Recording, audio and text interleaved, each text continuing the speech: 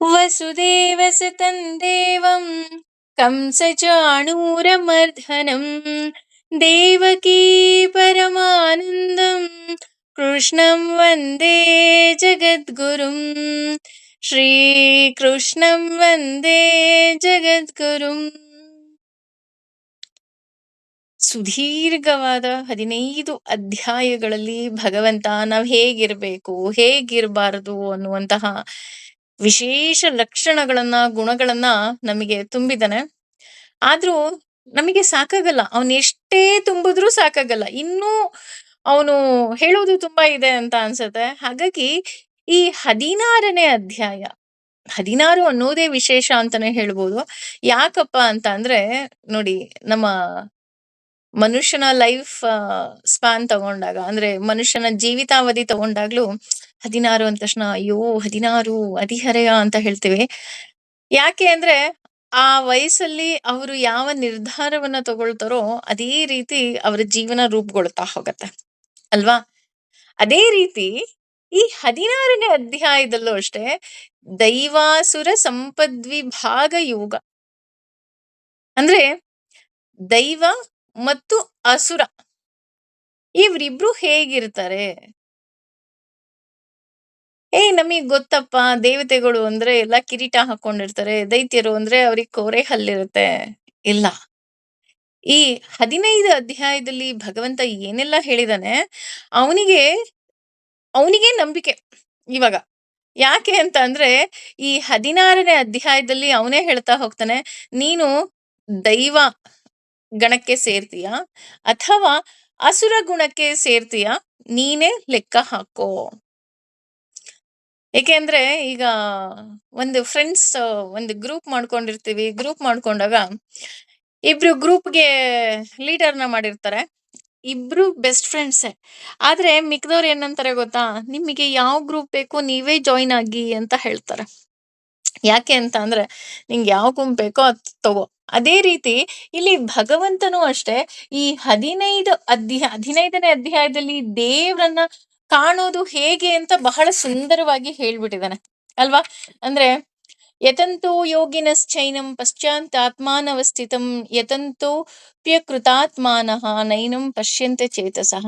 ಅಂದ್ರೆ ನಿನಗೆ ಭಗವಂತನನ್ನ ಕಾಣಬೇಕು ಅಂತ ಇದ್ರೆ ಮಾತ್ರ ಸಾಧ್ಯವೇ ವಿನಃ, ಇಲ್ಲ ಅಂದ್ರೆ ಭಗವಂತ ಎದುರುಗಡೆ ಇದ್ರೂ ಸಹ ನಿನಗೆ ಕಾಣೋದಿಕ್ಕೆ ಸಾಧ್ಯವೇ ಇಲ್ಲ ಅಂತ ಹೇಳ್ತಾ ಹೋಗ್ತಾನೆ. ಹಾಗೆ ಮನಸ್ಸು ಕೆಡಿಸಿಕೊಂಡವ್ರು ಯಾರು ಅಂದ್ರೆ, ನಾವು ದೇವ್ರನ್ನ ಕಾಣ್ಬೇಕು ಅಥವಾ ದೇವ್ರೇ ಬೇಕು ಅಂತ ಅಂದ್ರೆ ಮನಸ್ಸನ್ನ ನಾವು ಕೆಡಿಸ್ಕೋಬಾರ್ದು. ಅದ್ರ ಜೊತೆ ಬುದ್ಧಿ ಮನಸ್ಸು ಎರಡೂ ಸಹ ಸರಿಯಾಗಿ ಇರ್ಬೇಕು. ಆಗ ಮಾತ್ರ ನಾವು ದೇವ್ರನ್ನ ಕಾಣೋದಿಕ್ಕೆ ಸಾಧ್ಯ. ಹಾಗೆ ದೇವ್ರನ್ನ ಕಾಣ್ಬೇಕು ಅಂದ್ರೆ ಮನಸ್ಸು ಹೇಗಿರ್ಬೇಕು ಅನ್ನೋದನ್ನ 3 ಶ್ಲೋಕಗಳಲ್ಲಿ ಹೇಳ್ತಾ ಹೋಗ್ತಾನೆ ಭಗವಂತ. ಅಂದ್ರೆ 16ನೇ ಅಧ್ಯಾಯದ 3 ಶ್ಲೋಕದಲ್ಲಿ ನಮ್ಮ ಮನಸ್ಸು ಇನ್ನೂ ಹೇಗೆ ಪರಿಶುದ್ಧವಾಗಿರ್ಬೇಕು ಅಂತ ಹೇಳ್ತಾ ಹೋಗ್ತಾನೆ. ಹಾಗೇನೆ ಇಲ್ಲಿ ದೈವಿ ಸಂಪತ್ತು ಮತ್ತು ಆಸುರಿ ಸಂಪತ್ತು, ಹಾಗೇನೆ ಆ ನಾವು ಎಲ್ಲಿದ್ದೀವಿ ಅಂತ ನಾವೇ ತಿಳ್ಕೋಬೇಕು ಅಂತನೂ ಸಹ ಹೇಳ್ತಾ ಹೋಗ್ತಾನೆ. ಯಾಕೆ ಇದು ಸಂಪತ್ತು ಅಂತ ಹೇಳ್ತಾ ಹೋಗ್ತಾನೆ? ಸಂಪತ್ತು ಅಂದ್ರೆ ನಮ್ಮ ಪ್ರಕಾರ ಆಸ್ತಿ, ಅಂತಸ್ತು, ಕಾರು, ಒಡವೆ. ಇವಾಗ ಬಿಡ್ರಿ, ಗೋಲ್ಡ್ ರೇಟ್ ತುಂಬಾ ಆಗೋಗ್ಬಿಟ್ಟಿದೆ. ಗೋಲ್ಡ್, ಸಿಲ್ವರು ಇದನ್ನಷ್ಟೇ ನಾವು ಸಂಪತ್ತು ಅಂತ ಅನ್ಕೊಂಡ್ಬಿಟ್ಟಿದೀವಿ. ಆದ್ರೆ ಈ 3 ಶ್ಲೋಕದಲ್ಲಿ ಹೇಳುವಂತಹ ಯಾವುದು ಸಹ ನಾನು ಸಂಪತ್ತು ಅಂತ ಅನ್ಕೊಂಡೇ ಇರ್ಲಿಲ್ವಲ್ಲ ಅಂತ ಅನ್ಬಹುದು. ಆದ್ರೆ ಇಲ್ಲಿ ಸಂಪತ್ತು ಅಂತ ಅಂದ್ರೆ ಅತ್ಯಮೂಲ್ಯ, ಸೋ ಇಂಪಾರ್ಟೆಂಟ್ ಅಂತಾರಲ್ಲ, ಆ ರೀತಿ ಅತ್ಯಮೂಲ್ಯವಾಗಿರೋದು, ಅವಶ್ಯಕತೆ ಇರುವಂಥದ್ದು. ಒಳ್ಳೆ ವ್ಯಕ್ತಿ ಆಗಿರ್ಬೇಕು ಅಂತ ಅಂದ್ರೆ ನಾವ್ ಹೇಗಿರ್ಬೇಕು ಅನ್ನೋದನ್ನ ಭಗವಂತ ಹೇಳ್ಕೊಡ್ತಾ ಹೋಗ್ತಾನೆ. ಅಂದ್ರೆ ನಾವ್ ಹೇಳ್ತೀವಿ, ನಾನ್ ತುಂಬಾ ಸಿಂಪಲ್ ಅಪ್ಪ, ನನಗೇನು ಆಸೆನೇ ಇಲ್ಲ, ನನಗೇನು ಆಕಾಂಕ್ಷೆನೇ ಇಲ್ಲ. ಹೌದಾ? ಆ ರೀತಿ ಇರ್ತಾರ ಅಂತ ನೋಡೋದಾದ್ರೆ ಅದು ತುಂಬಾ ಕಷ್ಟದ ಕೆಲಸ. ಏನೋ ಒಂದ್ ನೋಡಿದ ತಕ್ಷಣ ನಮ್ಗೆ ಕಣ್ಣು ಟಕ್ ಅಂತ ಆಸೆ ಆಗತ್ತೆ, ಏನೋ ಬೇಕು ಅಂತ ಮನಸ್ಸು ಕೇಳುತ್ತೆ. ಆದ್ರೆ ಏನೂ ಇಲ್ಲದೆ ಭಗವಂತನೇ ಬೇಕು ಅನ್ನೋದಿದೆ ಅಲ್ಲ, ಅದು ನಿಜಕ್ಕೂ ಬಹಳ ಬಹಳ ಬಹಳ ಬಹಳ ಕಷ್ಟದ ಕೆಲಸ. ಯಾಕೆ ಅಂತ ಅಂದ್ರೆ, ನಾವು ಭಗವಂತನನ್ನ ಯಾವುದೋ ಸಂಪತ್ತಲ್ಲೋ, ಯಾವುದೋ ವಿಗ್ರಹದಲ್ಲೋ, ಅಥವಾ ಯಾವುದೋ ದೇವಸ್ಥಾನದಲ್ಲೋ ಹುಡುಕ್ತಾ ಹೋಗ್ತೀವಿ. ಅದೇ ರೀತಿ ಇವತ್ತಿನ ನುಡಿಮುತ್ತು ಸಹ ಅದೇ ರೀತಿ ಇತ್ತು. ಒಂದು ಮಡಿಕೆ ಇರುತ್ತೆ. ಆ ಮಡಿಕೆ ತುಂಬಾ ಬೇಜಾರಾಗಿರುತ್ತೆ. ಕುಂಬಾರನ ಹತ್ರ ಕಂಪ್ಲೇಂಟ್ ಮಾಡುತ್ತೆ. "ನೋಡು, ನೀನ್ ಎಲ್ಲಾ ಮಡಿಕೆಗೂ ಚಿತ್ರವನ್ನ ಬಿಡಿಸಿದ್ಯಾ, ನನಗ್ ಮಾತ್ರ ಚಿತ್ರ ಬಿಡಿಸಿಲ್ಲ. ನಂಗೂ ಚಿತ್ರ ಬಿಡಿಸು." ಅವನು ಸರಿ ಆಯ್ತು ಅಂತ ಅದಕ್ಕೆ ತುಂಬಾ ಸುಂದರವಾದ ಚಿತ್ರಗಳನ್ನ ಬಿಡಿಸ್ತಾನೆ. ಕಾಕತಾಳೀಯ ಅನ್ನೋ ಹಾಗೆ ಅವನು ಚಿತ್ರ ಬಿಡಿಸಿದ್ಮೇಲೆ ಒಂದು ಚಿಟ್ಟೆ ಬಂದ್ ಅದ್ರ ಮೇಲೆ ಕೂತ್ಕೊಳ್ಳುತ್ತೆ. ಆಗ ಮಡಕೆಗೆ ತುಂಬಾ ಖುಷಿ ಆಗೋಗ್ಬಿಡುತ್ತೆ. "ಏಯ್! ನೀನ್ ಬಂದ್ ನನ್ ಮೇಲ್ ಕೂತ್ಕೊಂಡ್ಬಿಟ್ಟೆ. ನಾನ್ ತುಂಬಾ ಚೆನ್ನಾಗಿದ್ದೀನಲ್ವಾ?" ಆಗ ಆ ಚಿಟ್ಟೆ ಎಷ್ಟು ಸೂಕ್ಷ್ಮವಾಗಿ ಹೇಳುತ್ತೆ ಅಂದ್ರೆ, ನಾನ್ ಬಂದ್ ಕೂತಿದ್ದು ನೀನ್ ಚೆನ್ನಾಗಿದ್ದೀಯಾ ಅಂತ ಅಲ್ಲ, ನೀನ್ ಬೇಸಿಗೆಯಲ್ಲಿ ನನಗೆ ತಂಪಾದ ನೀರ್ ಕೊಡ್ತಿದ್ದೆ, ಶೀತಲವಾದ ನೀರ್ ಕೊಡ್ತಿದ್ದೆ. ಅದಕ್ಕೆ ನೀನ್ ನನಗ್ ತುಂಬಾ ಇಷ್ಟ ಆದೆ ಅಂತ ಹೇಳತ್ತೆ. ಅಂದ್ರೆ ನಾವು ಏನ್ ಅನ್ಕೊಂಡ್ಬಿಡ್ತೀವಿ ಅಂದ್ರೆ, ನಾನ್ ಹೊರಗಡೆ ನೋಡಕ್ಕೆ ಸಣ್ಣಗಿದ್ದೀನಿ, ತೆಳ್ಳಗಿದ್ದೀನಿ, ಬೆಳ್ಳಗಿದ್ದೀನಿ, ಅಥವಾ ನಾನು ತುಂಬಾ ಆ ಏನಂತಾರೆ, ರಿಚ್ ಆಗಿ ಅಲಂಕಾರ ಮಾಡ್ಕೊಂತೀನಿ. ಹಾಗಾಗಿ ನನ್ನನ್ನ ಜನ ಇಷ್ಟಪಡ್ತಾರಾ ಅಂತ ಅಂದ್ರೆ, ಇಲ್ಲ ಕಣ್ರಿ. ಯಾವ ಜನರೂ ಸಹ ಅದಕ್ಕೆ ಯಾವುದಕ್ಕೂ ಆಕರ್ಷಿತರಾಗೋದಕ್ಕೆ ಸಾಧ್ಯವೇ ಇಲ್ಲ. ನೀವು 1 ಕೆಜಿ ಬಂಗಾರ ಹಾಕೊಂಡು ನಿಮ್ ಹತ್ರ ಬಂದಾಗ, "ಏ ಹೋಗು" ಅಂತ ದೂಡ್ ಬಿಟ್ರೆ, ಅವ್ರು ಇನ್ನೊಂದ್ಸಲ ನಿಮ್ ಹತ್ರ ಬರೋದೇ ಇಲ್ಲ. ಅದೇ ನಿಮ್ಮ ಶೀತಲತ್ವ, ನಿಮ್ಮ ಆ ಶಾಂತ ಸ್ವಭಾವ ಅವ್ರನ್ನ ಇಷ್ಟಪಡ್ತಾ ಹೋಗ್ತಾರೆ. "ಏ ಇಲ್ಲಪ್ಪ, ಅವ್ರೆಷ್ಟು ಒಳ್ಳೆಯವ್ರು ಗೊತ್ತಾ? ಅವ್ರೆಷ್ಟ್ ಚೆನ್ನಾಗ್ ಮಾತಾಡಿಸ್ತಾರೆ ಗೊತ್ತಾ?" ಅಲ್ವಾ? ಅಂದ್ರೆ ಒಬ್ಬ ವ್ಯಕ್ತಿಯ ವ್ಯಕ್ತಿತ್ವ ಏನಾಗ್ತಾ ಹೋಗುತ್ತೆ, ನಮ್ಮನ್ನ ಹೇಗೆ ಅಂತ ರೂಪುಗೊಳ್ತಾ ಹೋಗುತ್ತೆ. ಆ ದೇಹ ಸೌಂದರ್ಯ ನಿಜವಾಗ್ಲೂ ರೂಪುಗೊಳ್ಳೋದಿಕ್ ಸಾಧ್ಯವೇ ಇಲ್ಲ. ಯಾಕೆ ಅಂತಂದ್ರೆ, ಪ್ರತಿದಿನ ನಾವ್ ಅದೇ ರೀತಿ ಡ್ರೆಸ್ ಮಾಡ್ಕೊಳಕ್ ಆಗೋದಿಲ್ಲ. ಅದೇ ರೀತಿ ನಾವು ಮೇಕಪ್ ಮಾಡ್ಕೊಳ್ಳೋದಿಕ್ ಆಗೋದಿಲ್ಲ. ಯಾವ್ದೋ ಒಂದ್ ಫಂಕ್ಷನ್ ಅಲ್ಲಿ ನಾವು ಚೆನ್ನಾಗಿ ಮೇಕಪ್ ಮಾಡ್ಕೊಂಡಿರ್ಬೋದು, ಚೆನ್ನಾಗಿ ಸೀರೆ ಉಟ್ಕೊಂಡ್ ಹೋಗಿರ್ಬೋದು. ನಾವ್ ಚೆನ್ನಾಗ್ ಕಾಣ್ಬೋದು, ಇಲ್ಲ ಅಂತ ಹೇಳ್ತಾ ಇಲ್ಲ. ಆದ್ರೆ ಅದೆಲ್ಲದಕ್ಕಿಂತ ಇಂಪಾರ್ಟೆಂಟ್ ಏನಪ್ಪಾ ಅಂದ್ರೆ ನಮ್ಮ ವ್ಯಕ್ತಿತ್ವ. ಅದೇ ರೀತಿ ಭಗವಂತ ಯಾರನ್ನ ಇಷ್ಟಪಡ್ತಾನೆ, ಅವರ ಮನಸ್ಸು ಹೇಗಿರುತ್ತೆ, ಅವರ ವ್ಯಕ್ತಿತ್ವ ಹೇಗಿರುತ್ತೆ ಅನ್ನೋದನ್ನೇ ಈ ದೈವಾಸುರ ಸಂಪದ್ವಿಭಾಗದಲ್ಲಿ ಹೇಳ್ತಾ ಹೋಗ್ತಾನೆ ಭಗವಂತ. ಮೊದಲ 3 ಶ್ಲೋಕಗಳು ದೈವ ಸ್ವಭಾವದ ಬಗ್ಗೆ, ಅಂದ್ರೆ ದೈವಿ ಸಂಪತ್ತಿನ ಬಗ್ಗೆ ಹೇಳ್ತಾ ಹೋದ್ರೆ, ಉಳಿದ ಶ್ಲೋಕಗಳು ಆಸುರಿ ಸಂಪತ್ತನ್ನ ಹೇಳ್ತಾ ಹೋಗುತ್ತೆ. ಹಾಗಾಗಿ ಮೊದಲ 3 ಶ್ಲೋಕದಲ್ಲೇ ನಾವಿದೀವ ಅಂತ ನಾವು ಮೊದ್ಲೇ ಕಂಡು ಹಿಡ್ಕೊಂಡು ನಾವ್ ಹೇಳ್ತೀವಲ್ಲ, ಫಂಕ್ಷನ್ ಚೆನ್ನಾಗಾಗ್ಬೇಕು ಅಂದ್ರೆ ನಾವು ಫಸ್ಟೇ ಹೋಗಿ ಸೀಟ್ ಹಿಡ್ಕೊಂಡ್ಬಿಡ್ಬೇಕು ಅಂತ. ಆ ರೀತಿ ಇದ್ರಲ್ಲಿ ಯಾವ್ದಾದ್ರು ಗುಣ ಇಲ್ಲ ಅಂದ್ರೆ ನಾವೇ ಫಸ್ಟ್ ಅದನ್ನ ರೂಪಿಸ್ಕೊಂಡು ನಾವು ಕುತ್ಕೊಂಡ್ಬಿಡ್ಬೇಕು ಅಲ್ಲೇನೆ. ಯಾಕೆ ಅಂತ ಅಂದ್ರೆ, ನಾವೂ ಸಹ ದೈವಿ ಸಂಪತ್ತಿನಲ್ಲೇ ಇರ್ಬೇಕೇ ವಿನಃ ಆಸುರಿ ಸಂಪತ್ತಿಗೆ ಹೋಗ್ಲೇಬಾರ್ದು ಅನ್ನೋದು ನನ್ನ ಆಶಯ. ಯಾಕೆ ಅಂತಂದ್ರೆ, ಹೌದು, ಇದು ಕೇಳೋದಿಕ್ಕೆ ನೋಡೋದಿಕ್ಕೆ ತುಂಬಾ ಸುಲಭ ಅನ್ಸುತ್ತೆ. ಆದ್ರೆ ನಿಜಕ್ಕೂ ಸಹ ಸುಲಭವಾಗಿ ಇಲ್ಲ. ಯಾಕಪ್ಪ ಸುಲಭ ಇಲ್ಲ ಅಂತ ಹೇಳ್ತಾ ಇದ್ದಾರೆ ಅಂತ ಅಂದ್ರೆ, ಮೊದಲನೇದಾಗಿ ಈ ಅಧ್ಯಾಯವನ್ನು ಸಹ ಭಗವಂತನೇ ಶುರು ಮಾಡ್ತಾನೆ. ಶ್ರೀ ಭಗವಾನುವಾಚ ಅಂದ್ರೆ ಪರಮೋತ್ತಮ ದೇವೋತ್ತಮ ಹೇಳ್ತಾ ಇದ್ದಾನೆ. ಏನಂತ ಹೇಳ್ತಾ ಇದ್ದಾನೆ?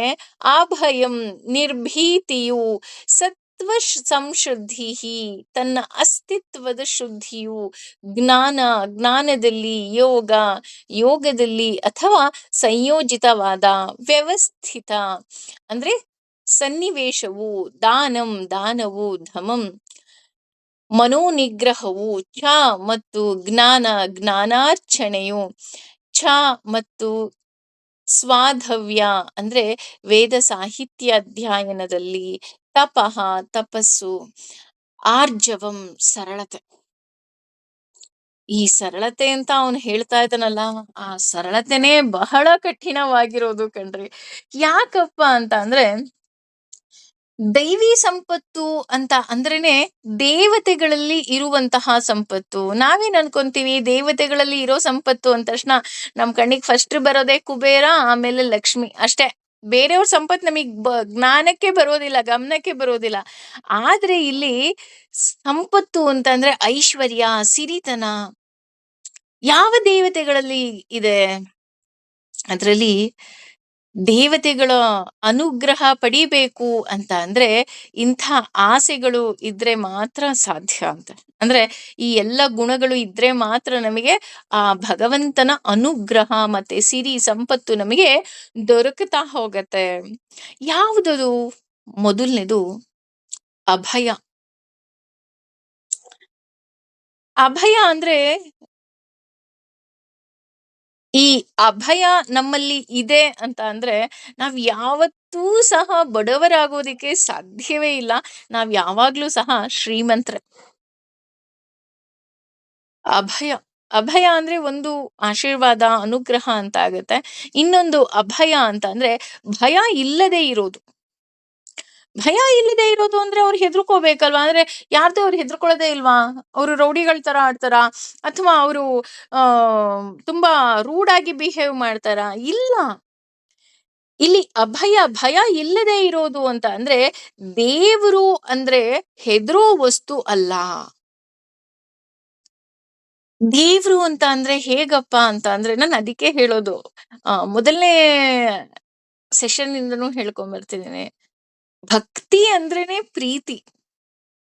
ಇಲ್ಲಿ ದೇವ್ರು ಅಂತ ಅಂದ್ರೆ ನಮಗೂ ಭಗವಂತನಿಗೂ ಬಿಡಲಾರದ ನಂಟು ಅಷ್ಟೇ. ಜಸ್ಟ್ ಲೈಕ್ ಅಮ್ಮ ಮತ್ತೆ ಮಗುವಿನ ಪ್ರೀತಿ ಇದ್ದ ಹಾಗೆ. ಯಾಕೆ ಅಂದ್ರೆ ಅಮ್ಮ ಯಾವತ್ತೂ ಮಕ್ಕಳಿಂದ ಏನನ್ನೂ ಅಪೇಕ್ಷೆ ಪಡುವುದಿಲ್ಲ.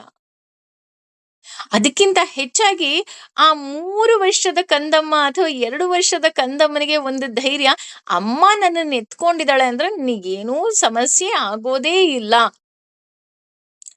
ಪ್ರವಾಹ ಬರ್ತಾ ಇರ್ಲಿ, ಮಳೆ ಬರ್ತಾ ಇರ್ಲಿ, ಬಹುಶಃ ಮನೆಗ್ ಬೆಂಕಿ ಹತ್ತಿರ್ಲಿ, ಏನೇ ಆಗಿರ್ಲಿ, ಆ ಮಗುಗೊಂದ್ ಧೈರ್ಯ. ಅಮ್ಮ ಇದ್ದಾಳೆ, ಅಮ್ಮನ್ ಮೇಲ್ ನಾನು ಕೂತ್ಕೊಂಡಿದ್ದೀನಿ, ಅಮ್ಮ ನನ್ನನ್ನು ಕಾಪಾಡ್ತಾಳೆ. ಆ ರೀತಿ ನಮಗೆ ಭಗವಂತ ಅಂದ್ರೆ ಬಿಡಲಾರದ ನಂಟು ಇರಬೇಕು.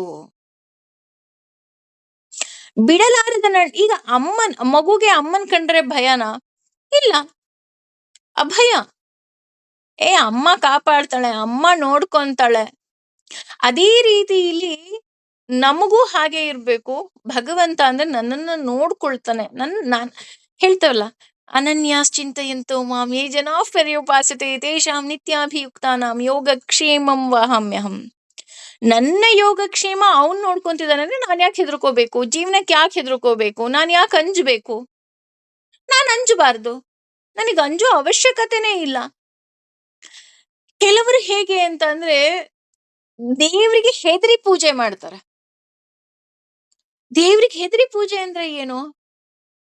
ಅಯ್ಯೋ, ನಾವು ಜಾತಕ ತೋರಿಸ್ಬಿಟ್ಟಿದೀವಂತೆ, ನಾವು ಮನೆ ದೇವ್ರಿಗೆ ಹೋಗಿಲ್ವಂತೆ, ಅದ್ಯಾವ್ದೋ ದೇವ್ರಿಗೆ ನಾವೇನೋ ಹರಕೆ ಹೊತ್ಕೊಂಡಿದ್ವಂತೆ, ಆ ಹರಕೆ ಪೂರ್ತಿ ಆಗಿಲ್ವಂತೆ, ಅದಕ್ಕೆ ನಮಗೆ ಇಷ್ಟೊಂದ್ ಕಷ್ಟ ಭಗವಂತ ಕೊಡ್ತಾ ಇದ್ದಾನಂತೆ. ಈಗ ಹೋಗಿ ನಾನು ಪೂಜೆ ಮಾಡಿಸ್ಕೊಂಡ್ ಬಂದ್ಬಿಟ್ರೆ ನನಗ್ ಫುಲ್ ಒಳ್ಳೇದಾಗ್ಬಿಡತ್ತಂತೆ. ಹೌದಾ? ನೀನ್ ಪೂಜೆ ಮಾಡಿಸ್ಕೊಂಡಿಲ್ಲ ಅಂತ ದೇವ್ರ ಕೋಪ ಮಾಡ್ಕೊಂಡ್ಬಿಡ್ತಾನ? ಖಂಡಿತ ಇಲ್ಲ. ಅಮ್ಮ ಇಷ್ಟಪಡೋದು ನನ್ನ ಮಕ್ಕಳು ನನ್ನನ್ನ ಪ್ರೀತಿಯಿಂದ ಮಾತಾಡಿಸ್ಬೇಕು ಅಂತನೇ ವಿನಃ ಅಮ್ಮ ಯಾವತ್ತೂ ಮಕ್ಕಳಿಗೆ ಶಾಪವನ್ನ ಹಾಕೋದಿಕ್ಕೆ ಸಾಧ್ಯವೇ ಇಲ್ಲ. ಯಾಕೆ ಸಾಧ್ಯ ಇಲ್ಲ? ಯಾಕೆ ಅಂತ ಅಂದ್ರೆ ಅಪ್ಪಿ ತಪ್ಪಿ ನಾನೇನಾದ್ರೂ ಆ ಮಗುಗೇನಾದ್ರೂ ಶಾಪ ಕೊಟ್ಬಿಟ್ರೆ, ಅದು ನಿಜ ಆಗೋಗ್ಬಿಟ್ರೆ ಆ ಮಗುಗೆ ನೋವಾಗತ್ತೆ. ಆ ಮಗುಗ್ ನೋವಾದಾಗ ನನಗೂ ನೋವಾಗತ್ತೆ ಅಲ್ವಾ? ನಾವೆಲ್ರೂ ಅದೇ ತರ ಯೋಚನೆ ಮಾಡ್ತೀವಿ ಅಲ್ವಾ?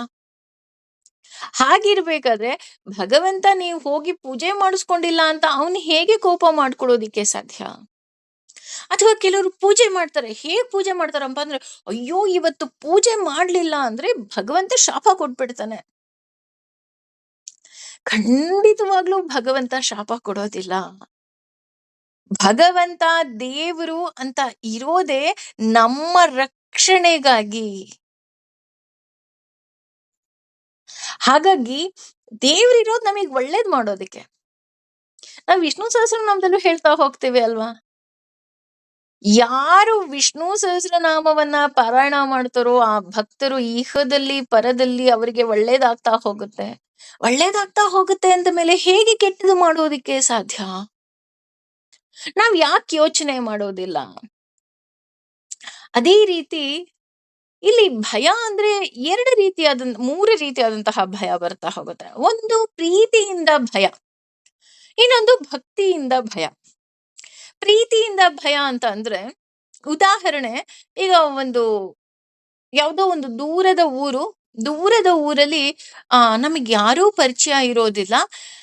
ನಾನು ಹೋಗಿ ಅಲ್ಲಿ ಯಾವುದೋ ಒಂದು ಕಾಲೇಜಿಗೆ ಸೇರ್ಬೇಕಾಗಿರುತ್ತೆ. ಹಾಗೆ ಅಲ್ಲಿ ಹಾಸ್ಟೆಲ್‌ಗೆ ಅಡ್ಮಿಷನ್ ಆಗ್ಬೇಕಾಗಿರುತ್ತೆ. ಅಲ್ಲಿವರೆಗೂ ಏನ್ ಮಾಡ್ತಾರೆ ಅಂದ್ರೆ, ನಮ್ಗೆ ಯಾರೋ ಒಬ್ರು ಪರಿಚಯದವರು, ಇಲ್ಲ ನನ್ನ ಅಣ್ಣ ಇದ್ದಾನೆ, ನೀನು ಅವ್ರ ಮನೇಲಿ ಉಳ್ಕೊಂಡು, ನೀನು ಅವ್ರ ಮನೇಲಿ ಇದ್ದು ಅಡ್ಮಿಷನ್ ಆಗ್ಬೋದು ಅಂತ ಹೇಳಿರ್ತಾರೆ ಅಂತ ಅನ್ಕೊಳ್ಳೋಣ. ಅವ್ರ್ ಕಂಡ್ರೆ ನಮಿಗ್ ತುಂಬಾ ಭಕ್ತಿ, ಪ್ರೀತಿ. ಆದ್ರೆ ನಮಿಗೆ ಭಯ ಇರುತ್ತೆ. ಯಾಕೆ ಅಂದ್ರೆ, ಅಯ್ಯೋ! ನನ್ನ ನಡವಳಿಕೆಯಿಂದ ಅಂಕಲ್‌ಗೆ ಯಾವುದೇ ರೀತಿಯಾದಂತಹ ಕೆಟ್ಟ ಹೆಸರು ಬರಬಾರ್ದಪ್ಪ. ಅವ್ರು ಪಾಪ ನನಗೆ ಒಳ್ಳೇದಾಗ್ಬೇಕು ಅಂತ ಅವ್ರ ಅಣ್ಣನ ಮನೆ ರೆಫರ್ ಕೊಟ್ಟಿದ್ದಾರೆ. ಆ ರೆಫರ್ ಕೊಟ್ಟಿದ್ದಾರೆ ಅಂದಾಗ ನಾನುನು ಅವ್ರು ಫೋನ್ ಮಾಡಿದಾಗ, ಇಲ್ಲ ಆ ಹುಡುಗಿ ತುಂಬಾ ಒಳ್ಳೆಯವಳು ಅಂತ ಅನ್ಕೋಬೇಕು. ನನ್ನ ನಡವಳಿಕೆಯಿಂದ, ನನ್ನ ಸ್ವಭಾವದಿಂದ, ನನ್ನ ಮಾತಿನಿಂದ ಅವ್ರಿಗೇನೂ ಕೆಟ್ಟ ಹೆಸರು ಬರಬಾರ್ದು. ಇದು ಪ್ರೀತಿ ಭಯ.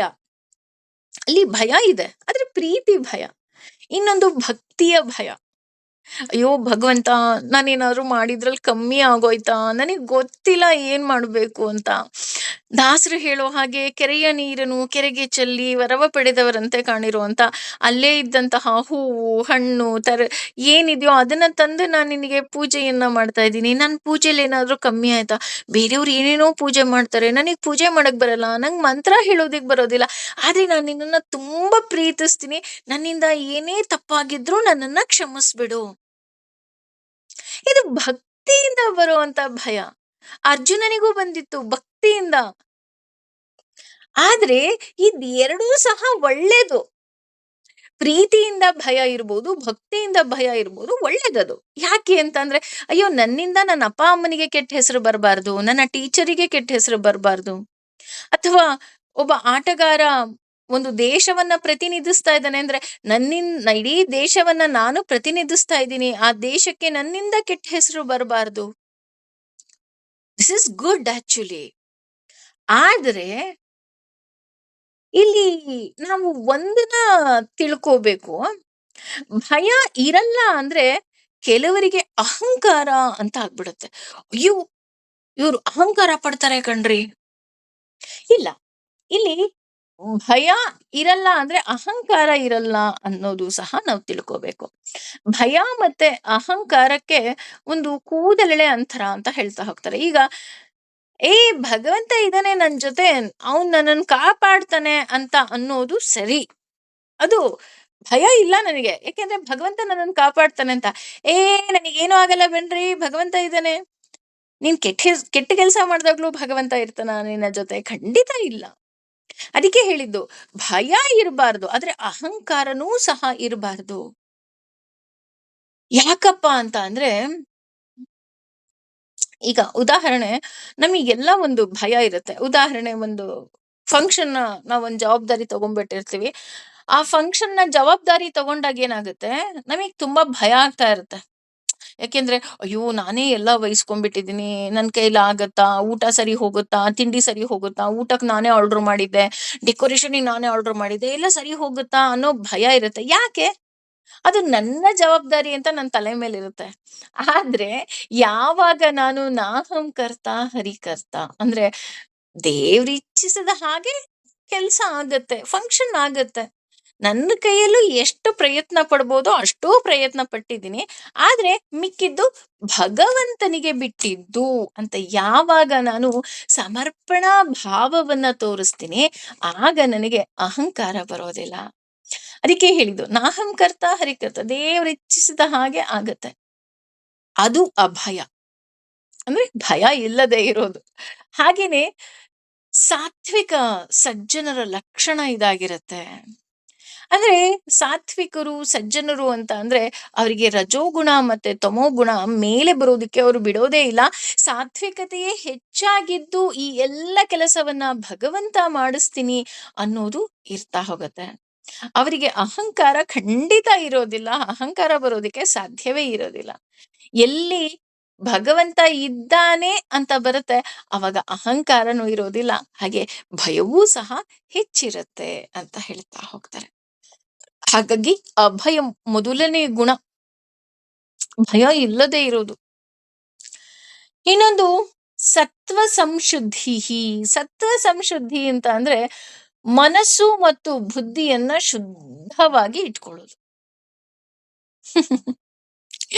ಇದು ನಾನು ಅದೇ ಹೇಳದ್ನಲ್ಲ, ಈ ಗುಣಗಳೆಲ್ಲ ಕೇಳೋದಕ್ಕೆ ತುಂಬಾ ಸುಲಭ ಅನ್ಸುತ್ತೆ. ಈಗ ಹೋಗಿ ಸ್ನಾನ ಮಾಡ್ಕೊಂಡ್ ಬಂದ್ಬಿಡಿ, ಮೈಯೆಲ್ಲ ಗಲೀಜಾಗಿದೆ, ಅಥವಾ ನೀವು ಟ್ರಾವೆಲ್ ಮಾಡ್ಕೊಂಡ್ ಬಂದಿದ್ದೀರಾ, ನಿಮಗ್ ಸುಸ್ತಾಗಿದೆ, ದೇಹಕ್ಕೆ ಸ್ನಾನ ಮಾಡ್ಕೊಳ್ಳಿ ಅಂದ್ರೆ immediately we will go. Maximum by 30 minutes ನಾವು ಸ್ನಾನ ಮಾಡ್ಕೊಳ್ತೀವಿ, ಹೊರಗಡೆ ಬರ್ತೀವಿ, ಶುದ್ಧ ಆಗೋಗ್ಬಿಡ್ತೀವಿ. ಅಲ್ಲಿ ಏನು ನಮಗ್ ತೊಂದ್ರೆ ಇಲ್ವೇ ಇಲ್ಲ ಅಲ್ವಾ? ಆದ್ರೆ ಈ ಮನಸ್ಸು ಮತ್ತೆ ಬುದ್ಧಿಯನ್ನ ಶುದ್ಧ ಮಾಡ್ಕೊಳ್ಳೋದಿದೆಯಲ್ಲ, ಇದು ತುಂಬಾ ಕಷ್ಟದ ಕೆಲಸ. ಯಾಕೆಂದ್ರೆ ದೇಹಕ್ಕೆ ಗಂಗೆ ಸೋಕಿದ ತಕ್ಷಣ ದೇಹ ಶುದ್ಧಿ ಆಗೋಗ್ಬಿಡುತ್ತೆ. ಅಂದ್ರೆ ಗಂಗೆ ಇಸ್ ನಥಿಂಗ್ ಬಟ್ ನೀರು. ದೇಹಕ್ಕೆ ನೀರು ಸೋಕಿದ ತಕ್ಷಣ ಶುದ್ಧ ಆಗೋಗ್ಬಿಡುತ್ತೆ. ಶುದ್ಧವಾದ ನೀರಿನಿಂದ ನಾವು ದೇಹವನ್ನ ಸ್ನಾನ ಮಾಡ್ಕೊಂಡ್ರೆ ಸಾಕು, ಶುದ್ಧ ಆಗೋಯ್ತು. ಆದ್ರೆ ಮನಸ್ಸು ಅಷ್ಟು ಶುದ್ಧ ಬೇಗ ಆಗ್ಬಿಡತ್ತಾ? ಯಾವ ನದಿಯಲ್ಲಿ ಇದಕ್ಕೆ ಮುಳುಗು ಹಾಕ್ಬೇಕು? ಹೇಗಿದ್ರು ಇನ್ನೇನು ಮಾಘ ಸ್ನಾನ ಬರ್ತಾ ಇದೆ, ಮಾಘ ಸ್ನಾನಕ್ಕೆ ಹೋದ್ರೆ ಮನಸ್ಸು ಶುದ್ಧ ಆಗತ್ತಾ? ಅಥವಾ ಕುಂಭಮೇಳ ಮತ್ತೆ ಶುರು ಆಗತ್ತೆ, ಕುಂಭಮೇಳಕ್ಕೆ ಹೋದ್ರೆ ಶುದ್ಧ ಆಗತ್ತಾ? ಇಲ್ಲ. ಈ ಮನಸ್ಸು ಮತ್ತೆ ಬುದ್ಧಿಯನ್ನ ಶುದ್ಧವಾಗಿ ಇಟ್ಕೊಳ್ಳೋದು, ಶುದ್ಧ ಮಾಡೋದು ಎರಡೂ ಸಹ ಸುಲಭದ ಮಾತಲ್ಲ. ಯಾಕೆ ಅಂತ ಅಂದ್ರೆ ಗುಣಗಳ ಅಂಟು ಸಹ ಇರಬಾರದು ಅಂತ ಹೇಳ್ತಾರೆ. ಗುಣಗಳ ಅಂಟು ಅಂತ ಅಂದ್ರೆ ಈಗ ನಮ್ಮೆಲ್ಲರಿಗೂ ಗೊತ್ತು. ಈಗ ನಾನು ಪೂಜೆ ಮಾಡೋದಿಕ್ಕೆ ಕುತ್ಕೊಂಡೆ ಅಂತ ಅಂದ್ರೆ ನನಗೆ ತಮೋ ಗುಣ ಇತ್ತು ಅಂದ್ರೆ ನನಗೆ ಆಸೆ ಶುರು ಆಗುತ್ತೆ. ಎಸ್, ಈ ವರ್ಷ ನಾನು ವರಮಹಾಲಕ್ಷ್ಮಿ ಸಖತ್ತಾಗಿ ಪೂಜೆ ಮಾಡ್ಬಿಟ್ಟಿದೀನಿ. ಒಂದು 45 ಜನ ಕುಂಕುಮ ಕೊಟ್ಬಿಟ್ಟಿದೀನಿ. 45 ಜನನು ಆಶೀರ್ವಾದ ಮಾಡ್ಬಿಟ್ಟಿದ್ದಾರೆ. ನನಗೆ ಮುಂದಿನ ವರ್ಷ ನನಗೆ ಲಾಟ್ರಿ ಬಂದ್ಬಿಡತ್ತೆ, ದುಡ್ಡು ಬಂದ್ಬಿಡತ್ತೆ, ಕಷ್ಟ ಎಲ್ಲ ಪರಿಹಾರ ಆಗ್ಬಿಡತ್ತೆ. ಇಲ್ಲ. ನೀನು ತಮೋಗುಣ ಇಟ್ಕೊಂಡು ಯಾವುದೇ ಪೂಜೆ ಪುನಸ್ಕಾರ ಮಾಡಿದ್ರು ನಿನಗೆ ಒಳ್ಳೇದಾಗೋದಿಕ್ಕೆ ಸಾಧ್ಯವೇ ಇಲ್ಲ. ಇನ್ನು ರಜೋಗುಣ, ಅಹಂಕಾರದಿಂದ ಬನ್ರಿ ನಮ್ಮ ಮನೇಲಿ ಎಂಥ ಪೂಜೆ ಮಾಡಿದೀವಿ ಗೊತ್ತಾ, ಲಕ್ಷ್ಮಿಗೆ 1 ಕೆಜಿ ಬಂಗಾರ ಹಾಕಿದೀನಿ, 55,000 ರೂಪಾಯಿ ರೇಷ್ಮೆ ಸೀರೆ ಉಡ್ಸಿದೀನಿ, ನೀವು ಆ ಸೀರೆ ನೋಡಕ್ಕಾದ್ರೂ ಬರ್ಬೇಕು. ಅಹಂಕಾರ. ನಿಮ್ಮಲ್ಲಿ ಬರೀ ಕಳಸ ಇಟ್ಬಿಟ್ಟು ಪೂಜೆ ಮಾಡ್ಬಿಟ್ಟಿದೀರಾ? ನಮ್ಮಲ್ಲಿ ಇಲ್ಲಪ್ಪ, ನಾವು ಫುಲ್ ಗ್ರ್ಯಾಂಡ್. ಅಲ್ಲಿಗೆ ನೀನು ಗ್ರ್ಯಾಂಡಾಗಿ ಪೂಜೆ ಮಾಡಿದೆ ಅಂತ ಲಕ್ಷ್ಮಿ ವರ ಕೊಡ್ಬೇಕಾ? ಅಥವಾ ನೀನು ಆಸೆ ಇಟ್ಕೊಂಡು ತಮೋಗುಣದಲ್ಲಿ ಪೂಜೆ ಮಾಡಿದೆ ಅಂತ ಆಶೀರ್ವಾದ ಮಾಡ್ಬೇಕಾ? ಅದೆರಡೂ ಇಲ್ಲದೆ, ಅದಕ್ಕೆ ಹೇಳಿದ್ದು ಗುಣಗಳ ಅಂಟಿಲ್ಲದೆ. ಅಂದ್ರೆ ಅಮ್ಮ ತಾಯಿ, ನೀನು ನನ್ನ ಶ್ರೀಹರಿಯ ಹೃದಯದಲ್ಲಿ ಇದೆಯಾ, ಹಾಗಾಗಿ ನೀನು ನನ್ನ ಮನೆಗೆ ಬಾಮ್ಮ ಅಂತ ಕರಿಬೇಕು ಅಷ್ಟೆ. ಯಾಕೆಂದ್ರೆ ನೀನು ಬಂದ್ರೆ ಶ್ರೀಹರಿ ಆಟೋಮೆಟಿಕ್ ಆಗಿ ಬರ್ತಾನೆ, ನನಗವನು ಬೇಕು ಹಾಗಾಗಿ. ಅಂದ್ರೆ ದೇವರ ಚಿಂತನೆ. ದೇವರ ಚಿಂತನೆ ಅನ್ನೋದು ಹೇಗೆ ಅಂತ ಅಂದ್ರೆ ಜಸ್ಟ್ ಲೈಕ್ ಸಮುದ್ರ ಮಂಥನ ಇದ್ದ ಹಾಗೆ. ಸಮುದ್ರ ಮಂಥನ ಮಾಡಿದಾಗ ಮೊದಲು ಬಂದಿದ್ದೇ ವಿಷ ಅನ್ನೋದನ್ನ ನಾವು ಮರಿಬಾರ್ದು. ಅದೇ ರೀತಿ ದೇವರ ಚಿಂತನೆಯಲ್ಲಿ ತೊಡಗಿದಾಗಲೂ ಸಹ ನಮಗೆ ಕಷ್ಟಗಳು ಬರಬಹುದು, ಅಥವಾ ಕೆಟ್ಟ ಯೋಚನೆಗಳು ಸಹ ಬರ್ಬೋದು. ಆದ್ರೆ ನನಗೆ ನೆನ್ಪಿಟ್ಕೋಬೇಕು, ಇಲ್ಲ ನಾನು ಇನ್ನೂ ಮಂಥನವನ್ನ ಮಾಡ್ಬೇಕು, ನನಗೆ ಕೇವಲ ಭಗವಂತನ ಯೋಚನೆ ಅಷ್ಟೇ ಬರ್ಬೇಕು, ಅದು ಬಿಟ್ಟು ಬೇರೆ ಏನೂ ಬರಬಾರ್ದು. ನಾನು ಯಾಕೆ ಈ ಪೂಜೆಯನ್ನ ಮಾಡ್ತಾ ಇದ್ದೀನಿ ಅಂದ್ರೆ ನನ್ನ ಆಸೆ ನೆರವೇರೋದಕ್ಕೋ, ಅಥವಾ ನನ್ನ ಅಹಂಕಾರವನ್ನ ತೋರ್ಸೋದಕ್ಕೋ, ಅಥವಾ ನನ್ನ ಸಿರಿತನವನ್ನ ತೋರ್ಸೋದಕ್ಕೋ ಖಂಡಿತ ಅಲ್ಲ. ಶ್ರೀಹರಿ ಪ್ರಿಯತಾಂ, ನನ್ನ ಹರಿಗೆ ಇಷ್ಟ ಆಗ್ಬೇಕು, ಪ್ರೀತಿ ಆಗ್ಬೇಕು.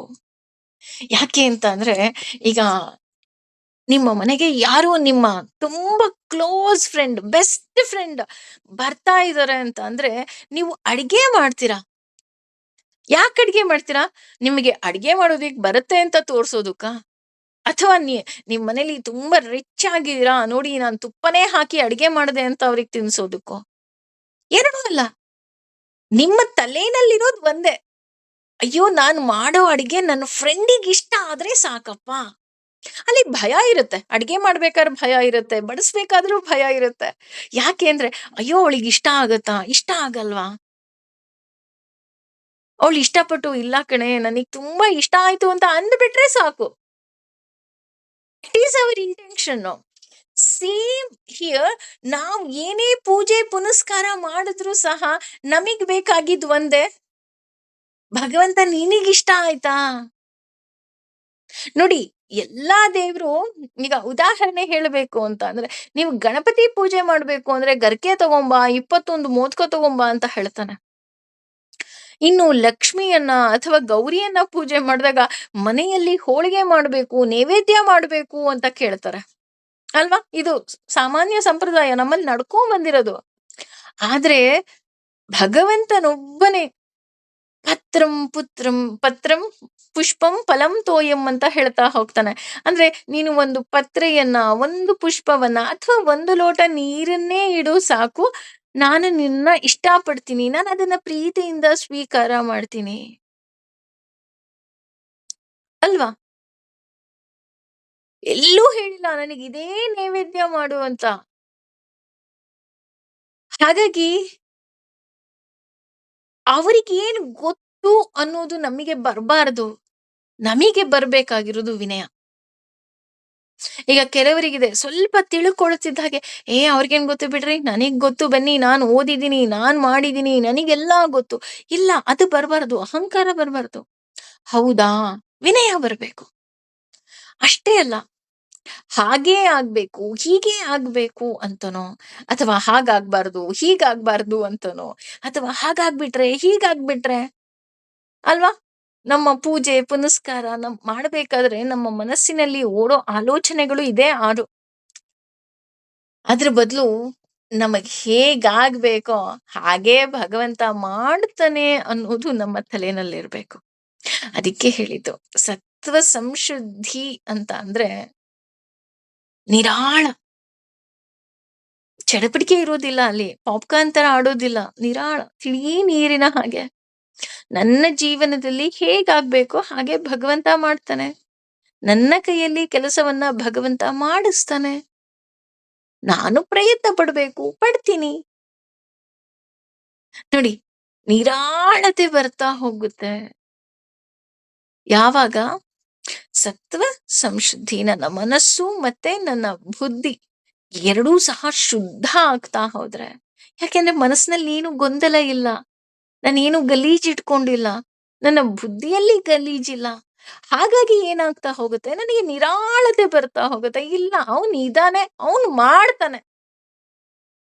ಕೆಲವ್ರು ಇರ್ತಾರೆ ನೋಡಿ, ಅವ್ರು ಬಂದ್ರೆ ಅವ್ರ ಫಂಕ್ಷನ್ ಎಲ್ಲ ಜವಾಬ್ದಾರಿ ತಗೊಂತಾರೆ, ನನಗೇನ್ ಯೋಚನೆ ಇಲ್ಲ.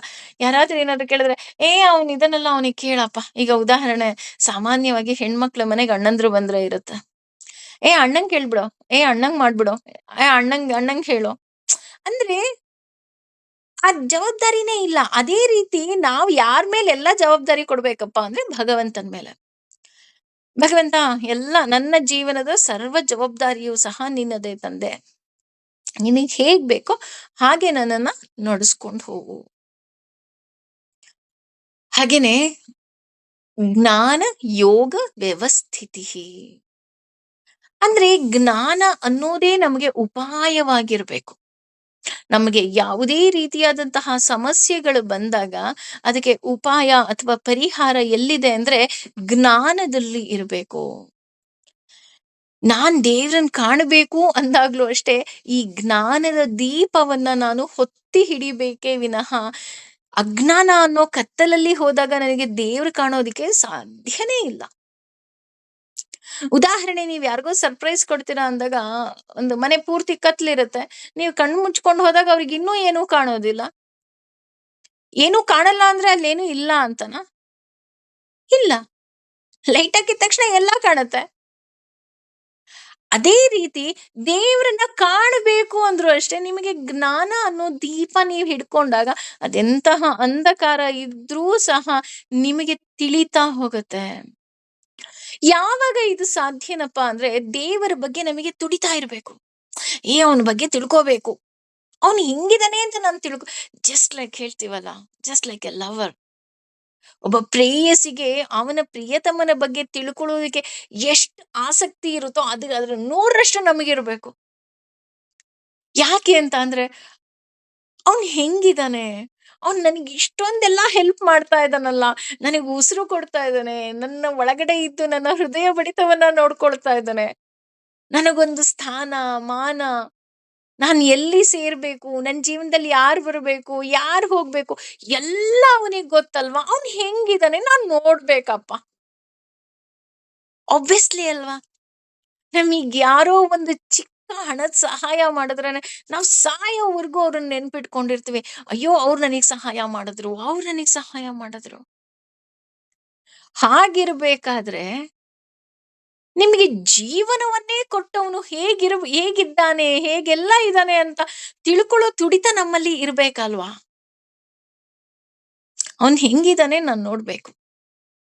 ಆ ತುಡಿತ ನಮ್ಮಲ್ಲಿ 100% ಇರ್ಬೇಕು. ಆಗ ನಾವು ದೇವ್ರ ಬಗ್ಗೆ ತಿಳ್ಕೊಳ್ಳೋದಿಕ್ಕೆ ಸಾಧ್ಯ. ಹಾಗೇನೆ ಜ್ಞಾನ ಬೇಕು. ಜ್ಞಾನ ಬೇಕು ಅಂತ ಅಂದ್ರೆ ದೇವ್ರಿದಾನೆ.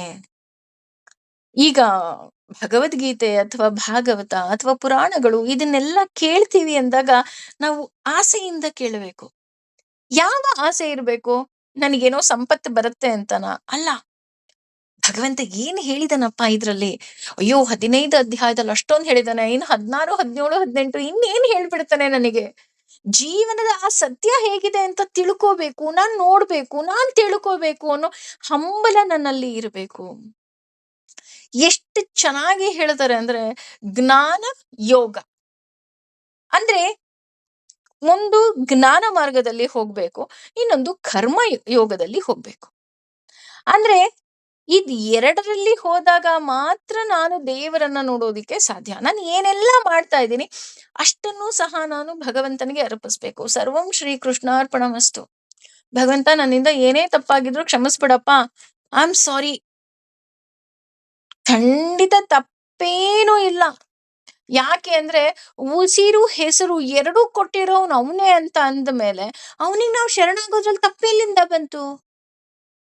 ನೋಡಿ, ಭಗವಂತನೇ ಭಾಗವತದಲ್ಲಿ ಎಷ್ಟು ಸುಂದರವಾಗಿ ಹೇಳ್ತಾ ಹೋಗ್ತಾನೆ ಅಂತ ಅಂದ್ರೆ, ಈ ಜಗತ್ತನ್ನ ಸೃಷ್ಟಿ ಮಾಡ್ತಾ ಹೋಗ್ತಾನೆ. ಜಗತ್ತನ್ನ ಸೃಷ್ಟಿ ಮಾಡ್ತಾ ಮಾಡ್ತಾ ಹಲವಾರು ಕ್ರಿಮಿ ಕೀಟಗಳು, ಪ್ರಾಣಿಗಳು, ಪಕ್ಷಿಗಳು, ಜಲಚರಗಳು ಎಲ್ಲವನ್ನ ಸೃಷ್ಟಿ ಮಾಡ್ತಾನೆ. ಎಲ್ಲವನ್ನ ಸೃಷ್ಟಿ ಮಾಡಿದ ಮೇಲೆ ಕೊನೆಗೆ ಅವನು ಮನುಷ್ಯನನ್ನ ಸೃಷ್ಟಿ ಮಾಡ್ತಾನಂತೆ. ಲಾಸ್ಟಿಗೆ ಮನುಷ್ಯನನ್ನ ಸೃಷ್ಟಿ ಮಾಡಿದ್ದು. ಮನುಷ್ಯನನ್ನ ಸೃಷ್ಟಿ ಮಾಡಿದ ಮೇಲೆ ಭಗವಂತನಿಗೆ ತೃಪ್ತಿ ಸಿಕ್ತಂತೆ. ವಾಟ್ ಐ ನಾನು ಏನು ಮಾಡ್ದೆ ಅದು ಸರಿಯಾಗಿದೆ, 100% ಸರಿಯಾಗಿದೆ. ಹಾಗಾಗಿ ಮನುಷ್ಯನ ಸೃಷ್ಟಿ ಮಾಡಿದ್ಮೇಲೆ ಆತ ಇನ್ನೇನೋ ಸೃಷ್ಟಿ ಮಾಡಕ್ ಹೋಗ್ಲೇ ಇಲ್ವಂತ. ಯಾಕೆ ಅಂತ ಅಂದ್ರೆ, ಇದಕ್ಕೆ ಸುಂದರವಾಗಿ ಹೇಳ್ಬೇಕು ಅಂದ್ರೆ, ಒಬ್ಬ ಸ್ಟೂಡೆಂಟ್ ಇರ್ತಾನೆ. ಆ ಸ್ಟೂಡೆಂಟ್ ನಾವು ಒಳ್ಳೆ ಸ್ಕೂಲಿಗೆ ಸೇರಿಸ್ತೀವಿ. ಒಳ್ಳೆ ಸ್ಕೂಲಿಗೆ ಸೇರಿಸಿ ಒಳ್ಳೆ ಅವನಿಗೊಂದು ರೂಮ್ನ ವ್ಯವಸ್ಥೆ ಮಾಡ್ಕೊಡ್ತೀವಿ. ವೈಫೈ ಇರುತ್ತೆ, ಬುಕ್ಸ್ಗಳಿರುತ್ತೆ, ಲ್ಯಾಪ್ಟಾಪ್ ಇರುತ್ತೆ, ಓದುವಂತಹ ಅನುಕೂಲ ಇರುವಂತಹ ಎಲ್ಲ ವ್ಯವಸ್ಥೆಯನ್ನ ಮಾಡ್ಕೊಡ್ತೀವಿ. ಮನೆಯಿಂದ ಸ್ಕೂಲಿಗೆ ಹೋಗೋದಿಕ್ಕೆ ಅಥವಾ ಕಾಲೇಜಿಗೆ ಹೋಗೋದಿಕ್ಕೆ ಒಂದು ವ್ಯಾನ್ನ ವ್ಯವಸ್ಥೆ ಮಾಡಿರ್ತೀವಿ ಅಥವಾ ವೆಹಿಕಲ್ನ ವ್ಯವಸ್ಥೆ ಮಾಡಿರ್ತೀವಿ. ಅಲ್ಲಿಂದ ಮನೆಗೆ ಬಂದು ಓದೋದಿಕ್ಕೂ ಅವನಿಗೆಲ್ಲ ವ್ಯವಸ್ಥೆ. ಅವನು ಸ್ಕೂಲಿಂದ ಬರ್ತಿದ್ದ ಹಾಗೆ ಜ್ಯೂಸ್ ಇರುತ್ತೆ, ಜ್ಯೂಸ್ ಕುಡ್ದು ಒಳ್ಳೆ ಸ್ನಾನ ಮಾಡಿ ನಿನಗೆ ಏನೇನು ಓದ್ಬೇಕು ಎಲ್ಲ ಓದಪ್ಪ ಅಂತ ಅಷ್ಟೂ ಅನುಕೂಲ ಮಾಡಿಕೊಟ್ಟಾಗ ಆ ವಿದ್ಯಾರ್ಥಿ ಓದಬೇಕಾಗಿದ್ದು ಅವನ ಕರ್ತವ್ಯ. ಅದೇ ಬಿಟ್ಟು ಜ್ಯೂಸ್ ಕುಡ್ದು ಬಿಟ್ಟು ಸ್ನಾನ ಮಾಡ್ಬಿಟ್ಟು ಅಪಹಾ ಕೂಲ್ ಆಗಿದೆ ನನ್ನ ರೂಮು, ಅಮ್ಮ ಅಪ್ಪ ಎಸಿನೂ ಹಾಕೊಟ್ಟಿದ್ದಾರೆ ಅಂತ ಅನ್ಬಿಟ್ಟು ಮಲಗಿದ್ರೆ ಯಾರ್ ತಪ್ಪು? ಸ್ಟೂಡೆಂಟ್ ತಪ್ಪು. ಒಪ್ಕೊಳ್ತೀರಾ ಅಲ್ವಾ?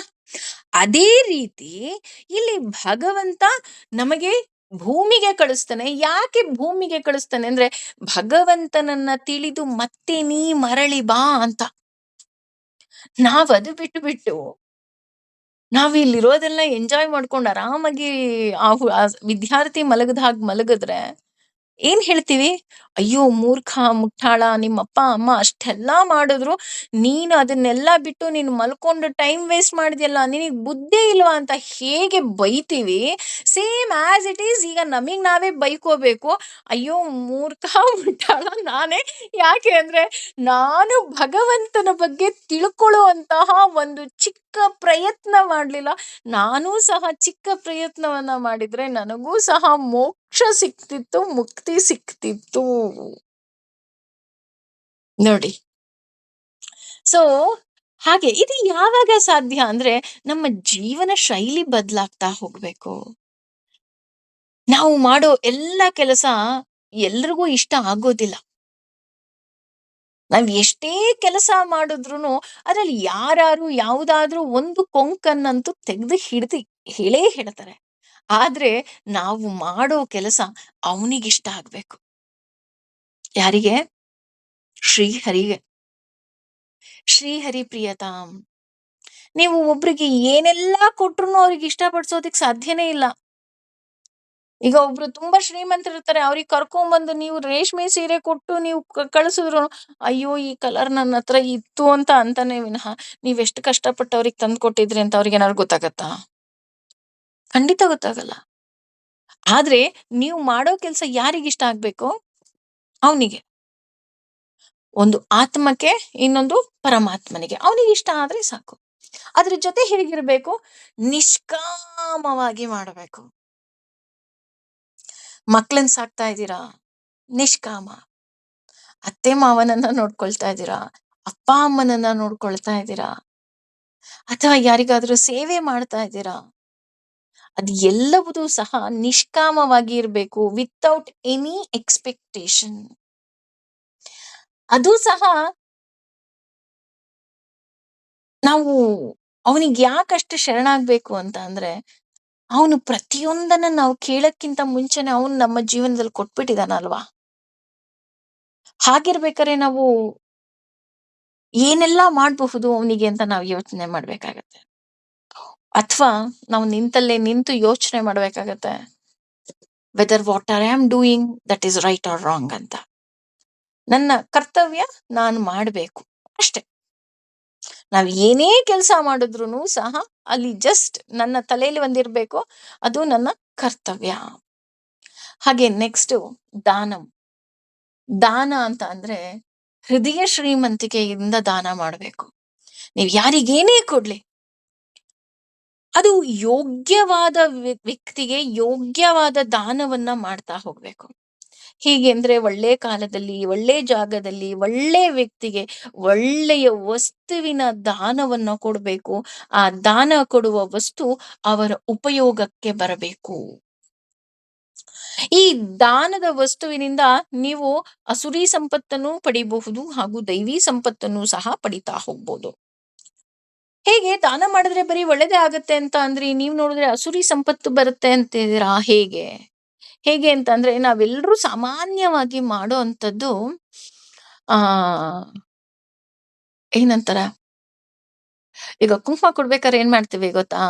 ಎಸ್ಪೆಷಲಿ ಮದ್ವೆ ಮನೇಲಿರ್ಬೋದು ಅಥವಾ ಯಾವ್ದಾದ್ರು ಈ ವರಮಹಾಲಕ್ಷ್ಮಿ, ಗೌರಿ ಹಬ್ಬ ಇದ್ರಲ್ಲೆಲ್ಲ ನೀವು ಬೇರೆಯವ್ರ ಮನೆಗ್ ಕುಂಕುಮ ಇಟ್ಕೊಂಡ್ ಬರಕ್ ಹೋದಾಗ, ಒಂದು ಚಿಕ್ಕ ಚಿಕ್ಕ ಪ್ಯಾಕಲ್ಲಿ ಒಂದು ಚಾಕ್ಲೇಟು ಮತ್ತೆ ಒಂದ್ 4 ಸ್ಪೂನ್ ಅಕ್ಕಿ ಹಾಕ್ಬಿಟ್ಟು ಕೊಡ್ತಾರೆ. ಯಾಕ್ ಕೊಡ್ತಾರೆ ಅಂತ ಅವ್ರಿಗ್ ಕೇಳಿ. ಅವ್ರು ಹೇಳೋದೇನು ಗೊತ್ತಾ? ಮಡ್ಲಕ್ಕಿ ಕೊಡ್ತಾ ಇದೀವಿ ಅಂತಾರ. ಅಥವಾ ಬಂದವ್ರಿಗೆಲ್ಲ ಮಡ್ಲಕ್ಕಿ ಕೊಡ್ಬೇಕಲ್ವಾ? ಅದಕ್ಕೆ ಕೊಡ್ತಾ ಇದೀವಿ. ನೀವು 4 ಸ್ಪೂನ್ ಅಕ್ಕಿಯಿಂದ ಏನ್ ಆಗಬಹುದು? ಅವ್ರಿಗೆ ಎನ್ಕಾರು ಉಪಯೋಗಕ್ಕೆ ಬರುತ್ತಾ?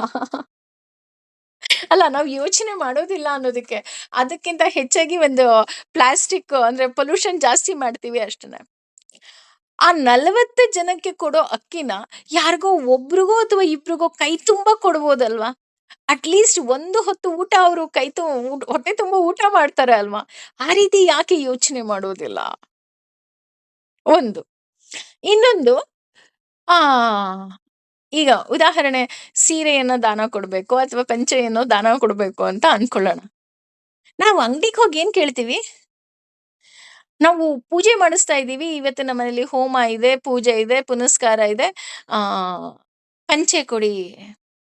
ಅಂಗಡಿಯವನು ಏನಕ್ಕೆ ಅಂದ್ರೆ ದಾನಕ್ಕೆ ಕೊಡೋದಕ್ಕೆ ಅಂದ ತಕ್ಷಣ ಆ ಅಂಗಡಿಯವನು ಅದರಲ್ಲೇ ಅವನ ಅಂಗಡಿನಲ್ಲಿ ಎಷ್ಟು ಚೀಪ್ ಬಟ್ಟೆ ಇರುತ್ತೋ ಅದನ್ನ ಕೊಡ್ತಾನೆ. ಅದೇ ನೀವು ಉಟ್ಕೋಬೇಕಾದ್ರೆ ಅದೇ ರೀತಿಯಾದಂತಹ ಬಟ್ಟೆಗಳನ್ನ ತಗೊಳ್ತೀರಾ? ಇಲ್ಲ ಅಲ್ವಾ? ಕಾಸ್ಟ್ಲಿ ಅಂಗಡಿಗೆ ಹೋಗಿ ಕಾಸ್ಟ್ಲಿ ಸೀರೆನ ನೀವು ತಗೊಳ್ತೀರಾ ಅಂತ ಅಂದಮೇಲೆ, ದಾನ ಕೊಡೋದಕ್ಕೆ ಅಥವಾ ದೇವಸ್ಥಾನಕ್ಕೆಲ್ಲೋ ಎಷ್ಟೋ ಜನ ನೋಡ್ತಿದ್ವಿ. ದೇವಸ್ಥಾನಕ್ಕೆ ಸೀರೆ ಕೊಡಬೇಕು ಅಂತ ಏನ್ ಮಾಡ್ತಾರೆ, ₹100, ₹200, ₹300 ಸೀರೆ. ಅದು ಹೋಗ್ಲಿ ಮತ್ತೆ ಉಟ್ಕೊಳ್ಳೋದಿಕ್ಕಾಗತ್ತಾ? ನೀವು ಯಾರಿಗಾರು ಕೊಡ್ತೀರಾ ಅಂದ್ರೆ ಆ ವಸ್ತು ಉಪಯೋಗಕ್ಕೆ ಬರಬೇಕು. ಈಗ 4 ಸ್ಪೂನ್ ಅಕ್ಕಿ ಯಾರಿಗೂ ಉಪಯೋಗಕ್ಕೆ ಬರೋದಿಲ್ಲ. ಅಥವಾ ಕಮ್ಮಿ ಬೆಲೆಯ ಸೀರೆ ಯಾರಿಗೂ ಉಪಯೋಗಕ್ಕೆ ಬರೋದಿಲ್ಲ. ಅದೇ ಒಬ್ಬರಿಗೆ ಕೊಡಿ. ಕೈ ತುಂಬ ಕೊಡಿ. ಒಳ್ಳೆ ಕ್ವಾಲಿಟಿದ್ ಕೊಡಿ. ಅದಕ್ಕೆ ಇಲ್ಲಿ ಹೇಳಿದ್ದು.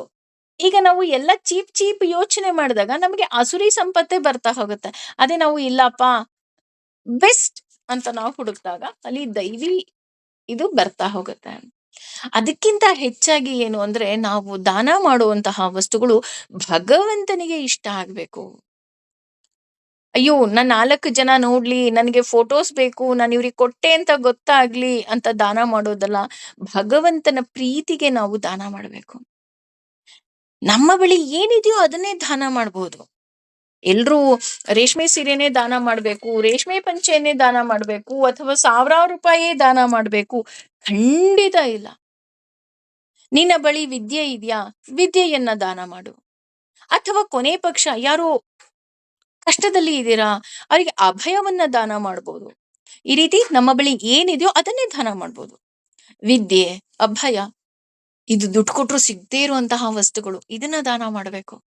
ಇನ್ನು ಧಮಶ್ಚ, ಧಮಶ್ಚ ಅಂದ್ರೆ ಇಂದ್ರಿಯ ನಿಗ್ರಹಗಳನ್ನ ಮಾಡಬೇಕು. ಅಂದ್ರೆ ಲಗಾಮ ಹಾಕಬೇಕು. ಒಂದು ಆ ಹಸು ಸಾರಿ ಒಂದು ಕುದುರೆ ರೋಡಿನಲ್ಲಿ ಹೋಗ್ಬೇಕಾದ್ರೆ ಆ ಎರಡು ಕಡೆ ಅದಕ್ಕೆ ಒಂದು ಹಾಕಿರ್ತಾರಲ್ವಾ, ಏನು ನೋಡಬಾರದು ಅಂತ. ಯಾಕೆ? ಗುರಿ ಮುಖ್ಯ ಆಗಿರುತ್ತೆ. ಹಾಗಾಗಿ ಇಂದ್ರಿಯ ನಿಗ್ರಹವನ್ನ ಮಾಡಬೇಕು. ಇನ್ನು ಯಜ್ಞಶ್ಚ, ಭಗವಂತನನ್ನ ಆರಾಧನೆಯೇ ದೊಡ್ಡ ಸಂಪತ್ತು ಅಂತ ಹೇಳ್ತಾರೆ. ಯಾವ ರೀತಿ ಯಜ್ಞವನ್ನ ಮಾಡ್ಬೇಕಪ್ಪ ಅಂದ್ರೆ, ಯಜ್ಞಕ್ಕೆ ಹಾಕುವಂತಹ ಆಹುತಿಯಲ್ಲಿ ನಾವ್ ಹೇಳ್ತೀವಲ್ವಾ, ಇದಮ್ನ ಮಮಃ, ಇದಾವುದೂ ಸಹ ಭಗವಂತ ನನ್ನದಲ್ಲ. ಬೆಳಗ್ಗೆ ಎದ್ದ ತಕ್ಷಣ ನಾವು ಹೇಳ್ಬೇಕು, ಭಗವಂತ ಇದು ಯಾವುದು ನಂದಲ್ಲ, ನಾನು ಬರ್ಬೇಕಾದ್ರೆ ಏನೂ ತಗೊಂಡ್ಬಂದಿಲ್ಲ, ಹೋಗ್ಬೇಕಾದ್ರೂ ಏನೂ ತಗೊಂಡೋಗಲ್ಲ, ಎಲ್ಲವುದೂ ಸಹ ನೀನೇ ಕೊಟ್ಟಂತಹ ವಸ್ತುಗಳು. ಹಾಗಾಗಿ ಇದಮ್ನ ಮಮಃ. ಒಬ್ಬ ರೈತ ಆದವನು ಭೂಮಿ ಪೂಜೆಯನ್ನ ಮಾಡ್ತಾನೆ. ಯಾಕೆ ಅಂದ್ರೆ, ಭೂಮಿ ತಾಯಿ ನಿನ್ನಿಂದ ನಾನ್ ಪಡಿತಾ ಇದ್ದೀನಿ. ಅಥವಾ ಒಬ್ಬ ವ್ಯಾಪಾರಸ್ಥ ಅವನ ಅಂಗಡಿಗೆ ಪೂಜೆ ಮಾಡ್ತಾನೆ. ಅಮ್ಮ ನಿನ್ನಿಂದ ನಾನು ಊಟವನ್ನ ಮಾಡ್ತಾ ಇದ್ದೀನಿ ಅಲ್ವಾ? ಎಲ್ಲರೂ ದೇವಸ್ಥಾನಕ್ಕೆ ಹೋಗಿ ಪೂಜೆ ಮಾಡ್ಬೇಕು, ಯಜ್ಞ ಅಂದ ತಕ್ಷಣ ಆಹುತಿಯನ್ನೇ ಹಾಕ್ಬೇಕು, ಯಜ್ಞ ಕುಂಡನೇ ಇರಬೇಕು ಇಲ್ಲ. ಭಗವಂತನೇ ದೊಡ್ಡ ಸಂಪತ್ತು ಅನ್ನೋದು ನಮಗೆ ಗೊತ್ತಾಗಿರ್ಬೇಕು. ಸ್ವಾಧ್ಯಾಯ ಅಂದ್ರೆ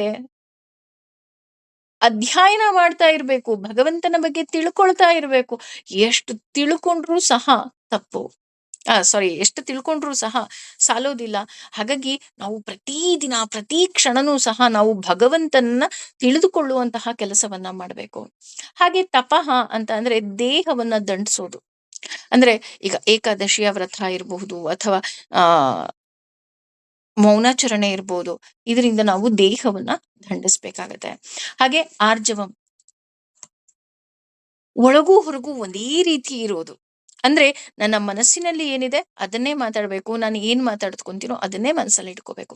ಉದಾಹರಣೆ, ಮನಸ್ಸಲ್ಲಿ ಒಂಥರ ಇಟ್ಕೊಳ್ಳೋದು, ಹೊರಗಡೆ ಒಂಥರ ಮಾತಾಡೋದು, ಒಬ್ರ ಹತ್ರ ಒಂಥರ ಮಾತಾಡೋದು, ಇನ್ನೊಬ್ರ ಹತ್ರ ಒಂಥರ ಮಾತಾಡೋದು, ಆ ರೀತಿ ನಾವು ಯಾವುದೇ ಕಾರಣಕ್ಕೂ ಸಹ ಮಾಡಬಾರದು. ಅದನ್ನೇ ಮುಂದುವರೆದು ಹೇಳ್ತಾ ಹೋಗ್ತಾನೆ ಭಗವಂತ. ಅಹಿಂಸಾ, ಅಹಿಂಸಾ ಅಂತ ಅಂದ್ರೆ ಅಹಿಂಸೆ. ಸತ್ಯಂ ಅಂದ್ರೆ ಸತ್ಯ. ಅಕ್ರೋಧ ಅಂದ್ರೆ ಕೋಪವಿಲ್ಲದೆ ಇರುವುದು. ತ್ಯಾಗ, ತ್ಯಾಗವು. ಶಾಂತಿ, ಶಾಂತಿಯು. ಅಪೈಕ್ಷುನಂ ತಪ್ಪು ಹುಡುಕುವುದು. ದಯಾ, ದಯೆ. ಭೂತೇಶು ಎಲ್ಲಾ ಜೀವಿಗಳಲ್ಲೂ ದಯೆಯನ್ನ ಇಟ್ಕೊಳ್ಳುವುದು. ಲೋಲುತ್ವಂ ಲೋಭವಿಲ್ಲದೆ ಇರೋದು. ಮಾರ್ಧವಂ ಸಭ್ಯತೆ. ಹ್ರೀಂ ಸೌಜನ್ಯ. ಹಾಗೆ ಅಚ ಆ ಅಚ ಆ ಅ- ಅಚಾಪಲಂ ಅಂದ್ರೆ ದೃಢತೆ. ಅಂದ್ರೆ ಮೊದಲನೇದು ಅಹಿಂಸೆ. ಅಹಿಂಸೆ ಅಂತ ಅಂದ್ರೆ ಬೇರೆ ಯಾರಿಗೂ ಸಹ ನಾವು ದುಃಖವನ್ನ ಕೊಡದೇ ಇರುವುದು. ಅಂದ್ರೆ ಬೇರೆಯವರಿಗೆ ಸುಖವನ್ನ ಕೊಡ್ತಾ ಇರೋದು. ಉದಾಹರಣೆ, ಈಗ ಯುದ್ಧ ಮಾಡ್ಬೇಕಾದ್ರೂ ಅಷ್ಟೇ. ಅದರಿಂದ ಕೌರವರಿಗೆ ನೋವಾಯ್ತಲ್ವಾ ಅಂತ ಅಂದ್ರೆ ಇಲ್ಲ. ಅದರಿಂದ ಸಜ್ಜನರಿಗೆ ಒಳ್ಳೇದಾಯ್ತು. ಹಾಗಾಗಿ ಭಗವಂತ ಆ ಯುದ್ಧಕ್ಕೆ ಸಾರಥಿಯಾಗಿದ್ದ. ಹಾಗಾಗಿ ಸಜ್ಜನರಿಗೆ ಸಾರಥಿಯಾಗಿ ನಿಲ್ತಾ ಹೋಗ್ತಾನೆ. ಇನ್ನೊಂದು ಸತ್ಯ, ಭಗವಂತನೇ ಸತ್ಯ ಅಲ್ವಾ? ವಿಷ್ಣು ಸಹಸ್ರನಾಮದಲ್ಲಿ ನಾವು ತಿಳ್ಕೊಳ್ತಾ ಹೋಗ್ತೀವಿ, ಅವನೇ ಸತ್ಯ. ನಮ್ಮ ನಡೆ ನುಡಿ ಎಲ್ಲವುದೂ ಸಹ ಸತ್ಯವಾಗಿರಬೇಕು. ಹಾಗೆ ಯಥಾರ್ಥವಾಗಿರ್ಬೇಕು. ಯಥಾರ್ಥ ಅಂತ ಅಂದ್ರೆ, ಈಗ ನಾವು ಉದಾಹರಣೆ ಹೇಳ್ಬೇಕು ಅಂತಂದ್ರೆ, ಅಶ್ವತ್ಥಾಮ ಸತ್ತ ಅಂತ ಸುಳ್ಳು ಹೇಳಿಸ್ದ ಭಗವಂತ ಅಂತ ನಮ್ಗೆ ಅನ್ನಿಸ್ಬೋದು. ಆದ್ರೆ ಅದರಿಂದ ಕೌರವರಿಗೆ ಸೋಲಾಗತ್ತೆ, ಪಾಂಡವರಿಗೆ ಜಯ ಆಗತ್ತೆ. ಇದೂ ಸಹ ಸತ್ಯವೇ. ನಾವ್ ಇದನ್ನ ಸುಳ್ಳು ಅಂತ ತೆಗೆದುಕೊಳ್ಳೋದಿಕ್ಕಾಗೋದಿಲ್ಲ. ಹಾಗೇನೆ ಒಬ್ಬ ದರೋಡೆಕೋರ ಇರ್ತಾನೆ. ದರೋಡೆಕೋರ ಏನ್ ಮಾಡ್ತಾನೆ, ಒಂದು ಸಜ್ಜನರ ಗುಂಪನ್ನ ಹುಡ್ಕೊಂಡ್ ಬರ್ತಾನೆ. ಹುಡ್ಕೊಂಡ್ ಬಂದಾಗ ಅವರೆಲ್ಲರೂ ಸಹ ಒಂದು ಆ ಗುರುಗಳ ಆಶ್ರಮಕ್ಕೆ ಹೋಗ್ತಾರೆ. ಆಶ್ರಮದಲ್ಲಿ ಹೋಗಿ ಅವರೆಲ್ಲರೂ ಸಹ ಆಶ್ರಯವನ್ನ ಪಡಿತಾರೆ. ಗುರುಗಳೇ, ಹೀಗೆ ಆಗೋಗಿದೆ, ನಮ್ಗೆಲ್ರಿಗೂ ಆಶ್ರಯವನ್ನ ಕೊಡಿ. ಅವರೆಲ್ಲರೂ ಸಹ ಅಲ್ಲಿ ಬಚ್ಚಿಟ್ಕೊಳ್ತಾರೆ. ಆಗ ಅಲ್ಲಿ ದರೋಡೆಕೋರ ಬಂದು ಆ ಸಾಧುವಿಗೆ ಕೇಳ್ತಾರೆ, ಹೌದಾ, ಇಲ್ಲಿ ಯಾರಾದ್ರು ಬಂದ್ರಾ? ಇಲ್ಲ, ಬಂದಿಲ್ಲ, ಇಲ್ಲಿ ಯಾರೂ ಬಂದಿಲ್ಲ.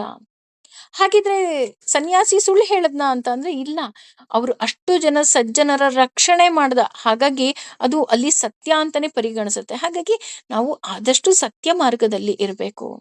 ಇನ್ನು ಅಕ್ರೋಧ, ಕೋಪವೇ ಮಾಡ್ಕೋಬಾರ್ದು. ಇದಕ್ಕೆ ಉದಾಹರಣೆ ಶ್ರೀರಾಮಚಂದ್ರ ಅಲ್ವಾ? ಅವನು ಯಾವುದೇ ಸಂದರ್ಭದಲ್ಲಿ, ಯಾವುದೇ ಪರಿಸ್ಥಿತಿಯಲ್ಲೂ ಸಹ ಅವನು ಒಂದು ಚೂರು ಸಹ ಕೋಪ ಮಾಡಿಕೊಳ್ಳದೆ ಮುಗುಳ್ನಗುತ್ತಾ ಎಲ್ಲವನ್ನ ವಿನಯ ಪೂರ್ವಕವಾಗಿ ಎದುರಿಸ್ತಾ ಹೋದ. ಹಾಗಾಗಿ ನಾವು ರಾಮಚಂದ್ರನನ್ನ ಆದರ್ಶವಾಗಿ ಇಟ್ಕೋಬೇಕು, ಕೋಪ ಮಾಡ್ಕೋಬಾರ್ದು. ಇನ್ನೊಂದು ತ್ಯಾಗ. ತ್ಯಾಗ ಅಂದ್ರೆ ಮೇನ್ ಆಗಿ ಅಪ್ಪ ಅಮ್ಮಂಗೆ ಹೇಳ್ಬೇಕು ಈ ಮಾತನ್ನ. ಮಕ್ಕಳನ್ನ ಬೆಳೆಸ್ಬೇಕಾದ್ರೂ ಸಹ ನಾವ್ ಹೇಳ್ಬೇಕು, ಇದಮ್ನ ಮಮಃ. ಭಗವಂತ, ಈ ಮಕ್ಕಳು ನನ್ನವರಲ್ಲ, ನೀನು ನನಗೆ ಕೊಟ್ಟಂತಹ ಜವಾಬ್ದಾರಿ ಅಷ್ಟೇ. ನಾನು ಈ ಜವಾಬ್ದಾರಿನ ಮಾಡ್ತಾ ಇದ್ದೀನಿ ಅಷ್ಟೆ. ಯಾಕೆ ಅಂದ್ರೆ ನನ್ನದು ಅಂತ ಬಂದ ತಕ್ಷಣ ನಮಗೆ ಅಧಿಕಾರ ಚಲಾಯಿಸ್ಬೇಕು ಅಂತ ಅನ್ಸುತ್ತೆ. ಆದ್ರೆ ಅಧಿಕಾರ ಯಾರ ಮೇಲೆ ಚಲಾಯಿಸೋ ಅಧಿಕಾರವೂ ಸಹ ನಮಗಿಲ್ಲ. ಯಾಕೆ ಅಂದ್ರೆ ನಾವು ಬಂದಿದ್ದು ಒಬ್ರೆ, ಹೋಗೋದು ಒಬ್ರೆ. ಏನೇ ಕರ್ತವ್ಯ ಇದ್ರೂ ಸಹ, ಏನೇ ಕೆಲಸ ಇದ್ರೂ ಸಹ ಅದನ್ನ ನಾವು ಕರ್ತವ್ಯ ಅಂತ ಮಾಡ್ಬೇಕಾಗತ್ತೆ. ಅದೇ ರೀತಿ ನಮಗೇನೆಲ್ಲ ಸಿಕ್ಕಿದೆ ಅದು ದೇವರಿಂದ ಸಿಕ್ಕಿರೋದು. ಉದಾಹರಣೆ, ಮಕ್ಕಳಿರ್ಬೋದು, ಗಂಡ ಇರ್ಬೋದು, ಹೆಂಡತಿ ಇರ್ಬೋದು. ಅಯ್ಯೋ, ಎಷ್ಟು ಒಳ್ಳೆ ಗಂಡ ಸಿಕ್ಕಿದಾನೆ, ಭಗವಂತ ನನಗ್ ಕರುಣಿಸಿರೋದು. ಅಯ್ಯೋ, ಎಷ್ಟು ಸುಂದರವಾದ ಹೆಂಡತಿ ಇದ್ದಳೇರಿ ನಿಮಗೆ, ಎಷ್ಟು ಒಳ್ಳೆ ಸೂಪರ್ ಆಗಿರೋ ಹುಡ್ಗಿನ ಮದ್ವೆ ಆಗ್ತಾ ಇದೀರಾ, ಭಗವಂತ ನನಗೋಸ್ಕರ ಕೊಟ್ಟಿರೋದು. ಎಷ್ಟು ಒಳ್ಳೆ ಮಕ್ಳರಿ, ಎಷ್ಟು ಸಾಧುಗಳು, ನೀವು ಹೇಳ್ದಂಗೆಲ್ಲ ಕೇಳ್ತಾರೆ, ಭಗವಂತ ಕೊಟ್ಟಿರೋದು. ನನ್ನದು ಅಂತ ನಮಗ್ ಬರ್ಲೇಬಾರ್ದು, ಭಗವಂತ ನಮಗಾಗಿ ಕೊಟ್ಟಿರೋದು. ಎಲ್ಲ ಸಂಬಂಧಗಳು ಅಷ್ಟೇ, ಭಗವಂತ ಕೊಟ್ಟಿರೋದು. ರಪೈಶುನಂ ಅಂದ್ರೆ ಹಿಂದಿನಿಂದ ಮಾತಾಡೋದು. ಹಿಂದಿನಿಂದ ಮಾತಾಡೋದು ಅಂದ್ರೆ ಹಿಂದೆ ಒಂಥರ ಮಾತಾಡೋದು, ಮುಂದೆ ಒಂಥರ ಮಾತಾಡೋದು. ಅವ್ರು ಇದ್ದಾಗ ಒಂಥರ ಚೆನ್ನಾಗಿ ಮಾತಾಡೋದು, ಅವ್ರು ಹೋಗ್ತಿದ್ದಾಗೆ ಅವರಿಗೆ ಬೈಯೋದು. ಈ ರೀತಿ ಮಾಡೋದ್ರಿಂದ ನೀವೇ ಇನ್ನೊಬ್ಬರ ಮುಂದೆ ನಂಬಿಕೆಯನ್ನ ಕಳ್ಕೊಳ್ತೀರ ಅಲ್ವಾ? ಯಾವಾಗ್ಲೂ ಅಷ್ಟೆ, ಯಾರ ಬಗ್ಗೆಯೂ ಸಹ ಹಿಂದೆ ಮಾತಾಡಬಾರ್ದು. ಭೂತೇಶು ದಯಃ ಅಂದ್ರೆ ನನ್ನ ಹಾಗೆ ಎಲ್ಲರೂ ಅಂತ ತಿಳ್ಕೊಂಡ್ಬಿಡ್ಬೇಕು. ಅತ್ತೆ ಆದವಳು ಅಷ್ಟೇ, ಸೊಸೆ ಆದವಳು ಅಷ್ಟೇ, ಅಮ್ಮ ಆದವಳು ಅಷ್ಟೇ, ಮಗಳಾದವಳು ಅಷ್ಟೇ, ಅಥವಾ ಯಾವ ಜೀವಿ ಆದ್ರೂ ಅಷ್ಟೇ. ಹಾಗೆ ಅಲ್ವಾ? ನಮಗೆ ಹೇಗೆ ಬೇಜಾರಾಗುತ್ತೋ ಹಾಗೆ ಅವ್ರಿಗೂ ನೋವಾಗತ್ತೆ, ನಮಗೆ ಹೇಗ್ ನೋವಾಗುತ್ತೋ ಹಾಗೆ ನಮಗೂ ನೋವಾಗತ್ತೆ. ಆ ಥಾಟ್ ನಮ್ಗೆ ಬಂತು, ಆ ಯೋಚನೆ ಬಂತು ಅಂತ ಅಂದ್ರೆ ನಮಗೆ ಯಾವುದೇ ರೀತಿಯಾದಂತಹ ನೋವಾಗೋದಿಲ್ಲ. ಹಂಗೆ ಎಲ್ಲ ಜೀವಿಗಳಲ್ಲಿ ದಯೆ ಇರಬೇಕು. ಅಯ್ಯೋ ಪಾಪ, ನಾನು ಅವ್ರಿಗೆ ಬೈದ್ರೆ ನನಗೆಷ್ಟು ನೋವಾಗುತ್ತೋ ಅಷ್ಟೇ ನೋವಾಗುತ್ತಲ್ವಾ, ನಾನೇನಾದ್ರೂ ಅವ್ರಿಗೆ ನೋವು ಮಾಡಿದ್ರೆ ನನಗ್ ನೋವು ಆದಾಗೆ ಅಲ್ವಾ? ಈ ರೀತಿ ನಾವು ತಿಳ್ಕೊಬೇಕಾಗತ್ತೆ. ಉದಾಹರಣೆ ಹೇಳ್ಬೇಕಂದ್ರೆ, ಈಗಿನ ಕಾಲದಲ್ಲಿ ಹೇಳ್ಬೇಕು ಅಂದ್ರೆ ಎಲ್ಲರ ಕೈಲೂ ಸ್ಮಾರ್ಟ್ ಫೋನು. ಒಂದು ಆಕ್ಸಿಡೆಂಟ್ ಆಯ್ತು ಅಂದ ತಕ್ಷಣ ಎಲ್ರು ಮೊಬೈಲ್ ತೆಗೆದು ವಿಡಿಯೋ ಮಾಡೋದಿಕ್ಕೆ ಶುರು ಮಾಡ್ತಾರೆ ವಿನಃ, ಯಾರೂ ಸಹ ತಕ್ಷಣ ಹಾಸ್ಪಿಟ್ಲಿಗೆ ಫೋನ್ ಮಾಡ್ಬೇಕು, ಆಂಬುಲೆನ್ಸಿಗೆ ಫೋನ್ ಮಾಡ್ಬೇಕು, ಆಂಬುಲೆನ್ಸ್ ಅವ್ರು ಬಂದಿದ ತಕ್ಷಣ ಅವ್ರಿಗೆ ಹಾಸ್ಪಿಟ್ಲಿಗೆ ಸೇರಿಸ್ಬೇಕು, ಈ ಥಾಟೇ ಬರೋದಿಲ್ಲ. ಹೆಚ್ಚಾಗಿ ಹೇಳ್ಬೇಕು ಅಂದ್ರೆ ನಮ್ಮ ಮೀಡಿಯಾದವರು ಹಾಗೆ ಮಾಡ್ತಾರಲ್ವಾ? ನೋಡಿ ಇಲ್ಲಿ ಈ ರೀತಿ ಆಗ್ತಿದೆ, ಅಲ್ಲಿ ಆ ರೀತಿ ಆಗ್ತಿದೆ ಅಂದ್ರೆ ಅದನ್ನ ಬಿಟ್ಬಿಟ್ಟು ನೀನು ಅದನ್ನ ಸರಿ ಮಾಡ್ಬೋದಲ್ವಾ? ಹಾಸ್ಪಿಟ್ಲಿಗೆ ಸೇರಿಸ್ಬೋದಲ್ವಾ? ಯಾಕೆ ಮಾಡೋದಿಲ್ಲ? ಅದೇ ಹೇಳಿದ್ದು.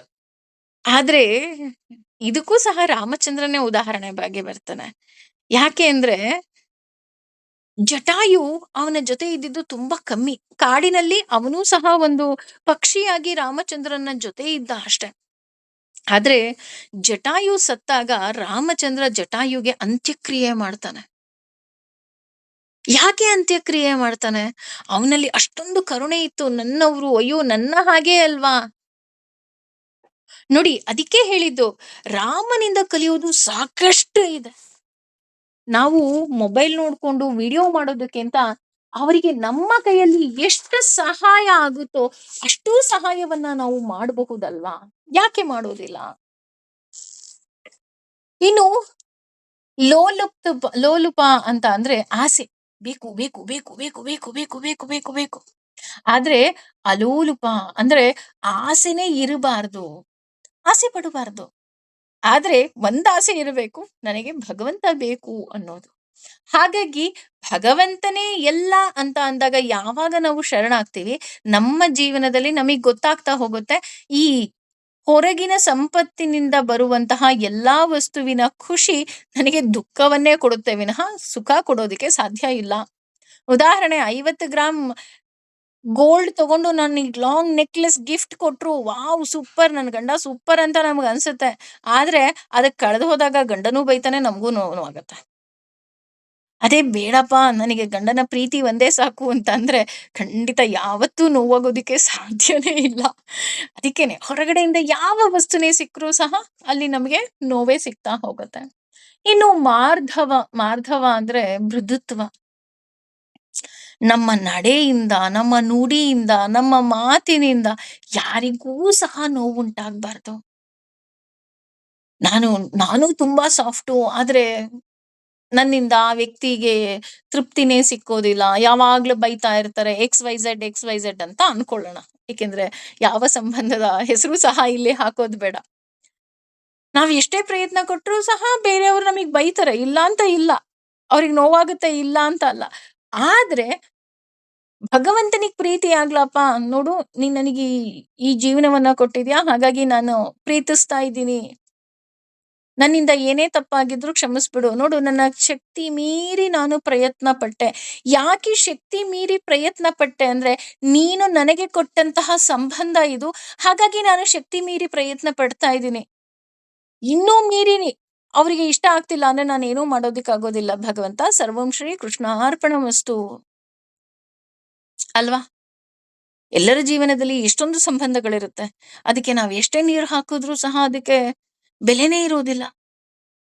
ಆದ್ರೆ ನಾವು ಅವರ ಜೊತೆ ಹಾಗಂತ ನಾವು ರೂಢ್ ಆಗಿ ನಡ್ಕೋಬಾರ್ದು. ನಮ್ಮ ಸ್ವಭಾವ ಮೃದುತ್ವ. Okay, let it be. ಭಗವಂತ ನೋಡ್ಕೊಳ್ತಾನೆ. ಆ ರೀತಿ ಬಿಟ್ಬಿಡ್ಬೇಕು. ಇನ್ನೊಂದು ಹ್ರೀಂ. ಹ್ರೀಂ ಅಂದ್ರೆ ನಾಚಿಕೆ, ಲಜ್ಜೆ. ಅಂದ್ರೆ ಲಜ್ಜೆಯನ್ನ ಬಿಡಬಾರದು. ನಿಮ್ಗೆ ನಾಚಿಕೆ ಇರ್ಬೇಕು. ಯಾವುದಕ್ಕೆ ನಾಚಿಕೆ ಇರ್ಬೇಕು? ಕೆಟ್ಟ ಕೆಲಸ ಮಾಡೋದಿಕ್ಕೆ ನಾಚಿಕೆ ಇರ್ಬೇಕು. ಅಯ್ಯೋ ನಾನ್ ಮಾಡೋದಿಲ್ಲಪ್ಪ, ನನಗೆ ನಾಚಿಕೆ ಆಗತ್ತೆ. ಹ್ರೀಂ ಅಂದ್ರೇನೆ ಲಕ್ಷ್ಮಿ ಅಂತ ಹೇಳ್ತಾ ಹೋಗ್ತಾರೆ. ಅಂದ್ರೆ ನಮ್ಮ ಹೆಣ್ಣಿನಲ್ಲಿ ಒಂದು ಲಜ್ಜೆ, ಒಂದು ನಾಚಿಕೆ ಇದೆಲ್ಲ ಇದ್ರೇನೆ ನಮ್ಮನ್ನ ಹೆಣ್ಣು ಅಂತ ಕರೆಯೋದು. ಧೈರ್ಯವಾಗಿರೋದು ಸೆಕೆಂಡರಿ. ಆದ್ರೆ ಕೆಲವು ವಿಷಯದಲ್ಲಿ ಅದೆಲ್ಲವುದೂ ಸಹ ಇರಬೇಕು. ಅದೇ ರೀತಿ ಅಚಾಪಲಂ, ಇಂದ್ರಿಯದ ಮೇಲೆ ನಿಗ್ರಹ ಇರಬೇಕು. ಚಪಲ ಚೆನ್ನಿಗರು ಅಂತ ಹೇಳ್ತಾರೆ ನಮ್ಮ ಆಡು ಭಾಷೆಯಲ್ಲಿ. ಆ ರೀತಿ ಇರಬಾರ್ದು. ಎಲ್ಲ ಬೇಕು ಬೇಕು ಬೇಕು ಬೇಕು ಬೇಕು ಬೇಕು ಬೇಡ. ಹೇಳ್ತಾರಲ್ಲ, ಬೇಕು ಅಂದವ ಬಡವ, ಸಾಕು ಅಂದವನೇ ಶ್ರೀಮಂತ ಅಂತ ಹೇಳೋ ಹಾಗೆ ನನಗ್ ಭಗವಂತ ಏನ್ ಕೊಟ್ಟಿದ್ದಾನೋ I am happy with that. ನನಗಿನ್ನೂ ಬೇಕಿತ್ತ, ಭಗವಂತನೇ ಕೊಡ್ತಿದ್ದ. ನಾನ್ ಯಾಕೆ ಬೇರೆಯವರ ಮುಂದೆ ಕೈ ಚಾಚಬೇಕು ಅಲ್ವಾ? ಈ ವಸ್ತು ನನಗ್ ಬೇಕು ಅಂದ್ರೆ ಭಗವಂತನೇ ಕೊಡ್ತಾನೆ. ಅವನಿಗೆ ಗೊತ್ತಿರುತ್ತೆ. ಅಪ್ಪ ಅಮ್ಮನಿಗೆ ಗೊತ್ತಿರಲ್ವಾ ಮಕ್ಳಿಗೆ ಏನ್ ಕೊಡಿಸ್ಬೇಕು ಅಂತ.